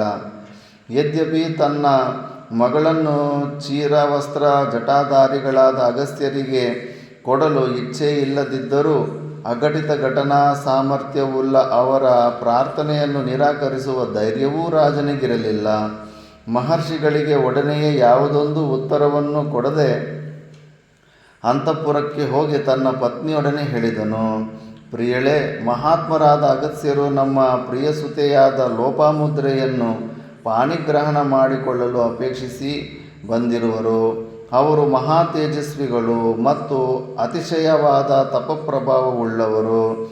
ನಾವೇನಾದರೂ ಅವರಿಗೆ ನಮ್ಮ ಮಗಳನ್ನು ಮದುವೆ ಮಾಡಿ ಕೊಡಲು ನಿರಾಕರಿಸಿದರೆ ಕುಪಿತರಾದ ಅವರು ಶಾಪವನ್ನಿತ್ತು ನಮ್ಮನ್ನೇ ಧ್ವಂಸ ಮಾಡಿಬಿಡಬಹುದು. ಮಹಾರಾಣಿ, ಈ ಸಂದರ್ಭದಲ್ಲಿ ನಿನ್ನ ಅಭಿಪ್ರಾಯವೇನೆಂಬುದನ್ನು ಹೇಳು. ರಾಜನ ಚಿಂತಾಜನಕವಾದ ಮಾತುಗಳನ್ನು ಕೇಳಿ ಮಹಾರಾಣಿಗೂ ಏನೆಂದೂ ಉತ್ತರ ಕೊಡಲು ಸಾಧ್ಯವಾಗಲಿಲ್ಲ. ಮೌನವಾಗಿದ್ದು ಬಿಟ್ಟಳು. ತಂದೆ ತಾಯಿಗಳಿಬ್ಬರೂ ದುಃಖಿತರಾಗಿರುವುದನ್ನು ಕಂಡು ಅವರ ದುಃಖದ ಕಾರಣವನ್ನು ತಿಳಿದವಳಾಗಿ ಲೋಪಾಮುದ್ರೆಯು ಅವರೊಡನೆ ಸಮಯೋಚಿತವಾದ ಈ ಮಾತುಗಳನ್ನಾಡಿದಳು. ಮಹಾರಾಜ, ನೀವು ನನಗಾಗಿ ತೊಂದರೆಗೆ ಒಳಗಾಗಬೇಕಾಗಿಲ್ಲ. ನನ್ನನ್ನೀಗಲೇ ಮಹರ್ಷಿಗಳಾದ ಅಗಸ್ತ್ಯರಿಗೆ ಮದುವೆ ಮಾಡಿಕೊಟ್ಟು ಆತ್ಮರಕ್ಷಣೆಯನ್ನು ಮಾಡಿಕೊಳ್ಳುವುದೇ ನಿಮಗೆ ಉಚಿತವಾಗಿದೆ. ಮಗಳ ಮಾತುಗಳನ್ನು ಕೇಳಿ ರಾಜನು ಅನ್ಯ ಮಾರ್ಗವಿಲ್ಲದೆ ಮಗಳಾದ ಲೋಪಾಮುದ್ರೆಯನ್ನು ಮಹರ್ಷಿಗಳಾದ ಅಗಸ್ತ್ಯರಿಗೆ ಕೊಟ್ಟು ವಿದ್ಯುಕ್ತವಾಗಿ ವಿವಾಹ ಮಾಡಿಕೊಟ್ಟನು. ಲೋಪಾಮುದ್ರೆಯನ್ನು ಮದುವೆಯಾದೊಡನೆ ಅಗಸ್ತ್ಯರು ತಮ್ಮ ಪತ್ನಿಯನ್ನು ಕುರಿತು ಹೀಗೆ ಆಜ್ಞಾಪಿಸಿದರು. ಲೋಪಾಮುದ್ರೆ, ಅರಣ್ಯವಾಸಿಗಳಾದ ನಮಗೆ ಬಹುಮೌಲ್ಯಗಳಾದ ಈ ದಿವ್ಯಾಭರಣಗಳಿಂದಾಗಲಿ ಪ್ರಯೋಜನವಿಲ್ಲ. ಆದುದರಿಂದ ನೀನೀಗಲೇ ಈ ಆಭರಣಗಳನ್ನು ದಿವ್ಯಾಂಬರಗಳನ್ನು ಇಲ್ಲಿಯೇ ಪರಿತ್ಯಜಿಸಿ ಅರಣ್ಯವಾಸಕ್ಕೆ ಉಚಿತವಾದ ನಾರುಮಡಿಯನ್ನು ಧರಿಸುವವಳಾಗು. ಪತಿಯ ಮಾತನ್ನು ಕೇಳಿದೊಡನೆಯೇ ಸಾಧ್ವಿಯಾದ ವಿಶಾಲಾಕ್ಷಿಯಾದ ಲೋಪಾಮುದ್ರೆಯು ಕ್ಷಣ ಮಾತ್ರದಲ್ಲಿ ಅಮೂಲ್ಯವಾದ ವಸ್ತ್ರಾಭರಣಗಳೆಲ್ಲವನ್ನು ಪರಿತ್ಯಜಿಸಿ ಚೀರವಲ್ಕಳಗಳನ್ನು ಧರಿಸಿ ಪತಿಯ ವ್ರತಾನುಷ್ಠಾನಗಳಲ್ಲಿ, ತಪಶ್ಚರ್ಯೆಯಲ್ಲಿ ಮತ್ತು ಉಪವಾಸಾದಿಗಳಲ್ಲಿ ತಾನೂ ಸಹಭಾಗಿಯಾಗತೊಡಗಿದಳು. ಅಗಸ್ತ್ಯ ಮಹರ್ಷಿಗಳು ವಿದರ್ಭ ರಾಜ್ಯದಿಂದ ಲೋಪಾಮುದ್ರೆಯೊಡನೆ ಹೊರಟು ಗಂಗಾದ್ವಾರವನ್ನು ಸೇರಿದರು. ಅನುಕೂಲಲಾಗಿದ್ದ ತಮ್ಮ ಪತ್ನಿಯ ಸಹಕಾರದಿಂದ ಅಗಸ್ತ್ಯರು ಗಂಗಾದ್ವಾರದಲ್ಲಿ ಉಗ್ರವಾದ ತಪಸ್ಸನ್ನು ಮಾಡಿದರು. ಲೋಪಾಮುದ್ರೆಯು ಅಗಸ್ತ್ಯರ ವಿಷಯದಲ್ಲಿ ಪರಮ ಪ್ರೀತಳಾಗಿ ಮತ್ತು ತನ್ನ ಪತಿಯು ಮಾಡುತ್ತಿರುವ ಉಗ್ರ ತಪಸ್ಸಿನಿಂದ ಪತಿಯ ವಿಷಯದಲ್ಲಿ ವಿಶೇಷವಾದ ಬಹುಮಾನವನ್ನು ಹೊಂದಿದವಳಾಗಿ ಅವರನ್ನು ಎಡೆಬಿಡದೆ ಉಪಚರಿಸುತ್ತಿದ್ದಳು. ಭಗವಾನ್ ಅಗಸ್ತ್ಯರು ತಮ್ಮ ಪತ್ನಿಯ ವಿಷಯದಲ್ಲಿ ಹೆಚ್ಚಿನ ಅನುರಾಗವನ್ನು ಹೊಂದಿದರು. ಅಗಸ್ತ್ಯ ಲೋಪಾಮುದ್ರೆಯರ ಆ ಪ್ರೇಮಮಯವಾದ ತಪೋಜೀವನವು ಬಹಳ ದಿನಗಳವರೆಗೆ ಹೀಗೆಯೇ ಕಳೆಯಿತು. ರಾಜಕುಮಾರಿಯಾದ ಲೋಪಾಮುದ್ರೆಯು ತಪಸ್ವಿನಿಯೇ ಆಗಿಬಿಟ್ಟಳು. ಹೀಗಿರಲೊಂದು ದಿನ ತಪಸ್ಸಿನ ಕಾಂತಿಯಿಂದ ಕೂಡಿದ್ದ ಋತುಸ್ನಾತೆಯಾದ ಲೋಪಾಮುದ್ರೆಯನ್ನು ಮಹರ್ಷಿಗಳಾದ ಅಗಸ್ತ್ಯರು ಸಾಭಿಪ್ರಾಯವಾಗಿ ನೋಡಿದರು. ಲೋಪಾಮುದ್ರೆಯು ತನಗಾಗಿ ಹಗಲಿರಲು ಮಾಡುತ್ತಿರುವ ಸೇವೆ ಅಂತರಂಗದಲ್ಲಿಯೂ ಬಹಿರಂಗದಲ್ಲಿಯೂ ಅವಳ ಪರಿಶುದ್ಧಳಾಗಿರುವುದು, ಅವಳ ಜಿತೇಂದ್ರಿಯತೆ ಮತ್ತು ಅವಳ ಸೌಂದರ್ಯ ಇವುಗಳಿಗೆ ಪರಮಪ್ರೀತರಾದ ಮಹರ್ಷಿಗಳು ಲೋಪಾಮುದ್ರೆಯನ್ನು ಸುರತಕ್ರಿಯೆಗೆ ಕರೆದರು. ಲಜ್ಜಾನ್ವಿತೆಯಾದ ಲೋಪಾಮುದ್ರೆಯು ಪತಿಯ ಮುಂದೆ ಕೈ ಜೋಡಿಸಿ ತಲೆ ತಗ್ಗಿಸಿ ನಿಂತು ಪತಿಯನ್ನು ಕುರಿತು ಪ್ರಣಯದಿಂದ ಕೂಡಿದ ಈ ಮಾತುಗಳನ್ನು ಹೇಳಿದಳು. ಪತಿದೇವನೇ, ಮಕ್ಕಳನ್ನು ಪಡೆಯುವ ಸಲುವಾಗಿ ಪುರುಷರು ವಿವಾಹವಾಗುತ್ತಾರೆಂಬುದರಲ್ಲಿ ಸಂಶಯವಿಲ್ಲ. ಆದರೆ ಕೇವಲ ಸಂತಾನಾರ್ಥವಾದ ಸಮಾಗಮಕ್ಕಿಂತಲೂ ಪ್ರೇಮಪೂರ್ವಕವಾದ ಸಮಾಗಮದಿಂದ ನಾನು ಸಂತಾನವನ್ನು ಅಭಿಲಾಷಿಸುತ್ತೇನೆ. ನಾನು ನಿಮ್ಮಲ್ಲಿ ವ್ಯಾಮೋಹಿತಲಾಗಿರುವಂತೆ ನೀವು ನನ್ನಲ್ಲಿ ವ್ಯಾಮೋಹಿತರಾಗಲು ಪ್ರಾರ್ಥಿಸುತ್ತೇನೆ. ನಮ್ಮ ತಂದೆಯ ಅರಮನೆಯಲ್ಲಿರುವ ಹಂಸತೂಲಿಕಾ ತಲುಪದಂತಹ ಮಂಚದ ಮೇಲೆ ನಿಮ್ಮೊಡನೆ ರಮಿಸಲು ಇಚ್ಛಿಸುತ್ತೇನೆ. ಅದೂ ಅಲ್ಲದೆ ನೀವು ನಿಮ್ಮ ಶರೀರವನ್ನು ದಿವ್ಯಾಂಬರಗಳಿಂದಲೂ ದಿವ್ಯ ಮಾಲೆಗಳಿಂದಲೂ ದಿವ್ಯಾಭರಣಗಳಿಂದಲೂ ಅಲಂಕರಿಸಿಕೊಳ್ಳಬೇಕು. ದಿವ್ಯ ಗಂಧಾದಿಗಳಿಂದ ನಿಮ್ಮ ಶರೀರವನ್ನು ಲೇಪನ ಮಾಡಿಕೊಳ್ಳಬೇಕು. ನಾನು ನನ್ನ ಮನೋಭಿಲಷಿತಗಳಾದ ದಿವ್ಯಾಭರಣಗಳಿಂದ ದಿವ್ಯಾಂಬರಗಳಿಂದಲೂ ನನ್ನ ಶರೀರವನ್ನು ಸಿಂಗರಿಸಿಕೊಳ್ಳುತ್ತೇನೆ. ಚೀರ ಕಾಷಾಯ ವಸ್ತ್ರಗಳನ್ನು ಧರಿಸಿದವಳಾಗಿ ನಾನು ನಿಮ್ಮೊಡನೆ ರಮಿಸಲು ಅಪೇಕ್ಷಿಸುವುದಿಲ್ಲ. ಮಹರ್ಷೆ, ಋತಿಕಾಲದಲ್ಲಿ ದಿವ್ಯಾಭರಣಗಳನ್ನು ಧರಿಸುವ ಯಾವ ರೀತಿಯಲ್ಲಿಯೂ ಅಪವಿತ್ರವೆನಿಸುವುದಿಲ್ಲ. ಆ ಸಮಯದಲ್ಲಿ ಅಲಂಕಾರವು ಒಂದು ಮುಖ್ಯವಾದ ಅಂಗವೆನಿಸುವುದು. ತಪಶ್ಚರಣಿಗೆ ಉಚಿತವಾಗಿರುವ ಈ ಚೀರಾದಿ ಭೂಷಣಗಳು ಅಪವಿತ್ರವಾಗಬಾರದು. ಹೀಗೂ ಒಬ್ಬರು ಅರ್ಥ ಮಾಡಿದ್ದಾರೆ. ಪ್ರೀತಮೆಯಾದ ಲೋಪಾಮುದ್ರೆಯ ಮಾತುಗಳನ್ನು ಕೇಳಿ ಅಗಸ್ತ್ಯರು ನಸುನಗುತ್ತಾ ಹಿಡಿದರು. ಕಲ್ಯಾಣಿ, ಸಮಧ್ಯಮೇ, ಲೋಪಾಮುದ್ರೆ, ನೀನು ಹೇಳಿದಂತೆ ನನ್ನೀ ಶರೀರವನ್ನು ದಿವ್ಯಾಂಬರಗಳಿಂದಲೂ ದಿವ್ಯಾಭರಣಗಳಿಂದಲೂ ಅಲಂಕರಿಸಿಕೊಳ್ಳಲು ನನ್ನಲ್ಲಿ ಅಥವಾ ನಿನ್ನಲ್ಲಿ ನಿನ್ನ ತಂದೆಯಲ್ಲಿರುವಂತೆ ಐಶ್ವರ್ಯವಿರುವುದೇ? ನೀನು ಹೇಳಿದುದೆಲ್ಲವೂ ದ್ರವ್ಯದಿಂದಲೇ ಲಭ್ಯವಾಗುವ ವಸ್ತುಗಳಾಗಿವೆ. ಅಂತಹವುಗಳನ್ನು ಕೇವಲ ತಪೋಧನನಾದ ನಾನು ಪಡೆಯಲು ಹೇಗೆ ತಾನೇ ಸಾಧ್ಯವಾದೀತು? ಮಹಾನುಭಾವರೇ, ನೀವು ತಪೋಧನರು. ತಪಪ್ರಭಾವದಿಂದ ಪ್ರಪಂಚದ ಈಶತ್ವವನ್ನು ಪಡೆದಿರುವಿರಿ. ನೀವು ಮನಸ್ಸು ಮಾಡಿದರೆ ನಿಮಿಷಾರ್ಧದಲ್ಲಿ ಈ ಪ್ರಪಂಚದಲ್ಲಿರುವ ಸಕಲ ವಸ್ತುಗಳು ನಿಮ್ಮ ತಪೋಬಲದಿಂದಲೇ ಸಿದ್ಧಪಡಿಸಲು ಸಮರ್ಥರಾಗಿರುವಿರಿ. ಈ ವಿಷಯವನ್ನು ನಾನು ತಿಳಿಯದವಳಲ್ಲ. ಪತಿದೇವ, ಪ್ರಿಯೆ, ನೀನು ಹೇಳುವುದು ನಿಜ. ನನಗಿಚ್ಛೆಯಾದ ವಸ್ತುಗಳನ್ನು ತಪೋಬಲದಿಂದಲೇ ನಾನು ನಿಮಿಷಾರ್ಥದಲ್ಲಿ ಸೃಷ್ಟಿಸಬಲ್ಲೆನು. ಆದರೆ ನಾನು ಬಹು ಕಷ್ಟದಿಂದ ಆರ್ಜಿಸಿರುವ ತಪಫಲವು ಇದರಿಂದ ವ್ಯಯವಾಗಿ ಹೋಗುವುದಲ್ಲವೇ? ಯಾವ ಕಾರ್ಯ ಮಾಡುವುದರಿಂದ ನನ್ನ ತಪಫಲವು ನಾಶವಾಗುವುದಿಲ್ಲವೋ ಅಂತಹ ಕಾರ್ಯವನ್ನು ನೀನು ಹೇಳಿದೆಯಾದರೆ ನಾನು ಖಂಡಿತವಾಗಿಯೂ ಮಾಡುವೆನು.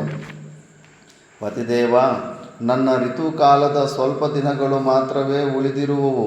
ನಾನು ಹಿಂದೆಯೇ ತಿಳಿಸಿದಂತೆ ವೈಭವೋಪೇತವಾದ ಸನ್ನಿವೇಶದಲ್ಲಿ ಮಾತ್ರವೇ ತಮ್ಮೊಡನೆ ಸಮಾಗಮವನ್ನು ಇಚ್ಛಿಸುತ್ತೇನೆ.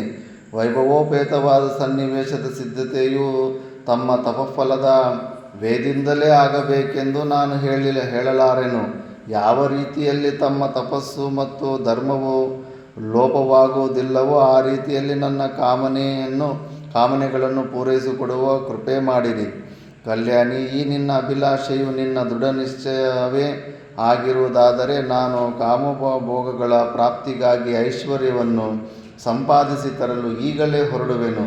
ನಾನು ಬರುವವರೆಗೂ ನೀನಿಲ್ಲಿಯೇ ವ್ರತಾನುಷ್ಠಾನಗಳಿಂದ ಕಾಲಯಾಪನ ಮಾಡುತ್ತಿರು ಅಂತ ಹೇಳಿಬಿಟ್ಟು ದುಡ್ಡು ಸಂಪಾದನೆಗಂತ ಹೊರಗಡೆ ಹೋಗ್ತಾನೆ. ಅದು ಏನಾಗುತ್ತಂತ ನೆಕ್ಸ್ಟ್ ಕ್ಲಾಸಲ್ಲಿ ನೋಡೋಣ. ಓಂ ಪೂರ್ಣಮದಃ ಪೂರ್ಣಮಿದಂ ಪೂರ್ಣಾತ್ ಪೂರ್ಣಮುದಚ್ಯತೆ ಪೂರ್ಣಸ್ಯ ಪೂರ್ಣಮಾದಾಯ ಪೂರ್ಣಮೇವಾವಶಿಷ್ಯತೆ. ಓಂ ಶಾಂತಿ ಶಾಂತಿ ಶಾಂತಿ.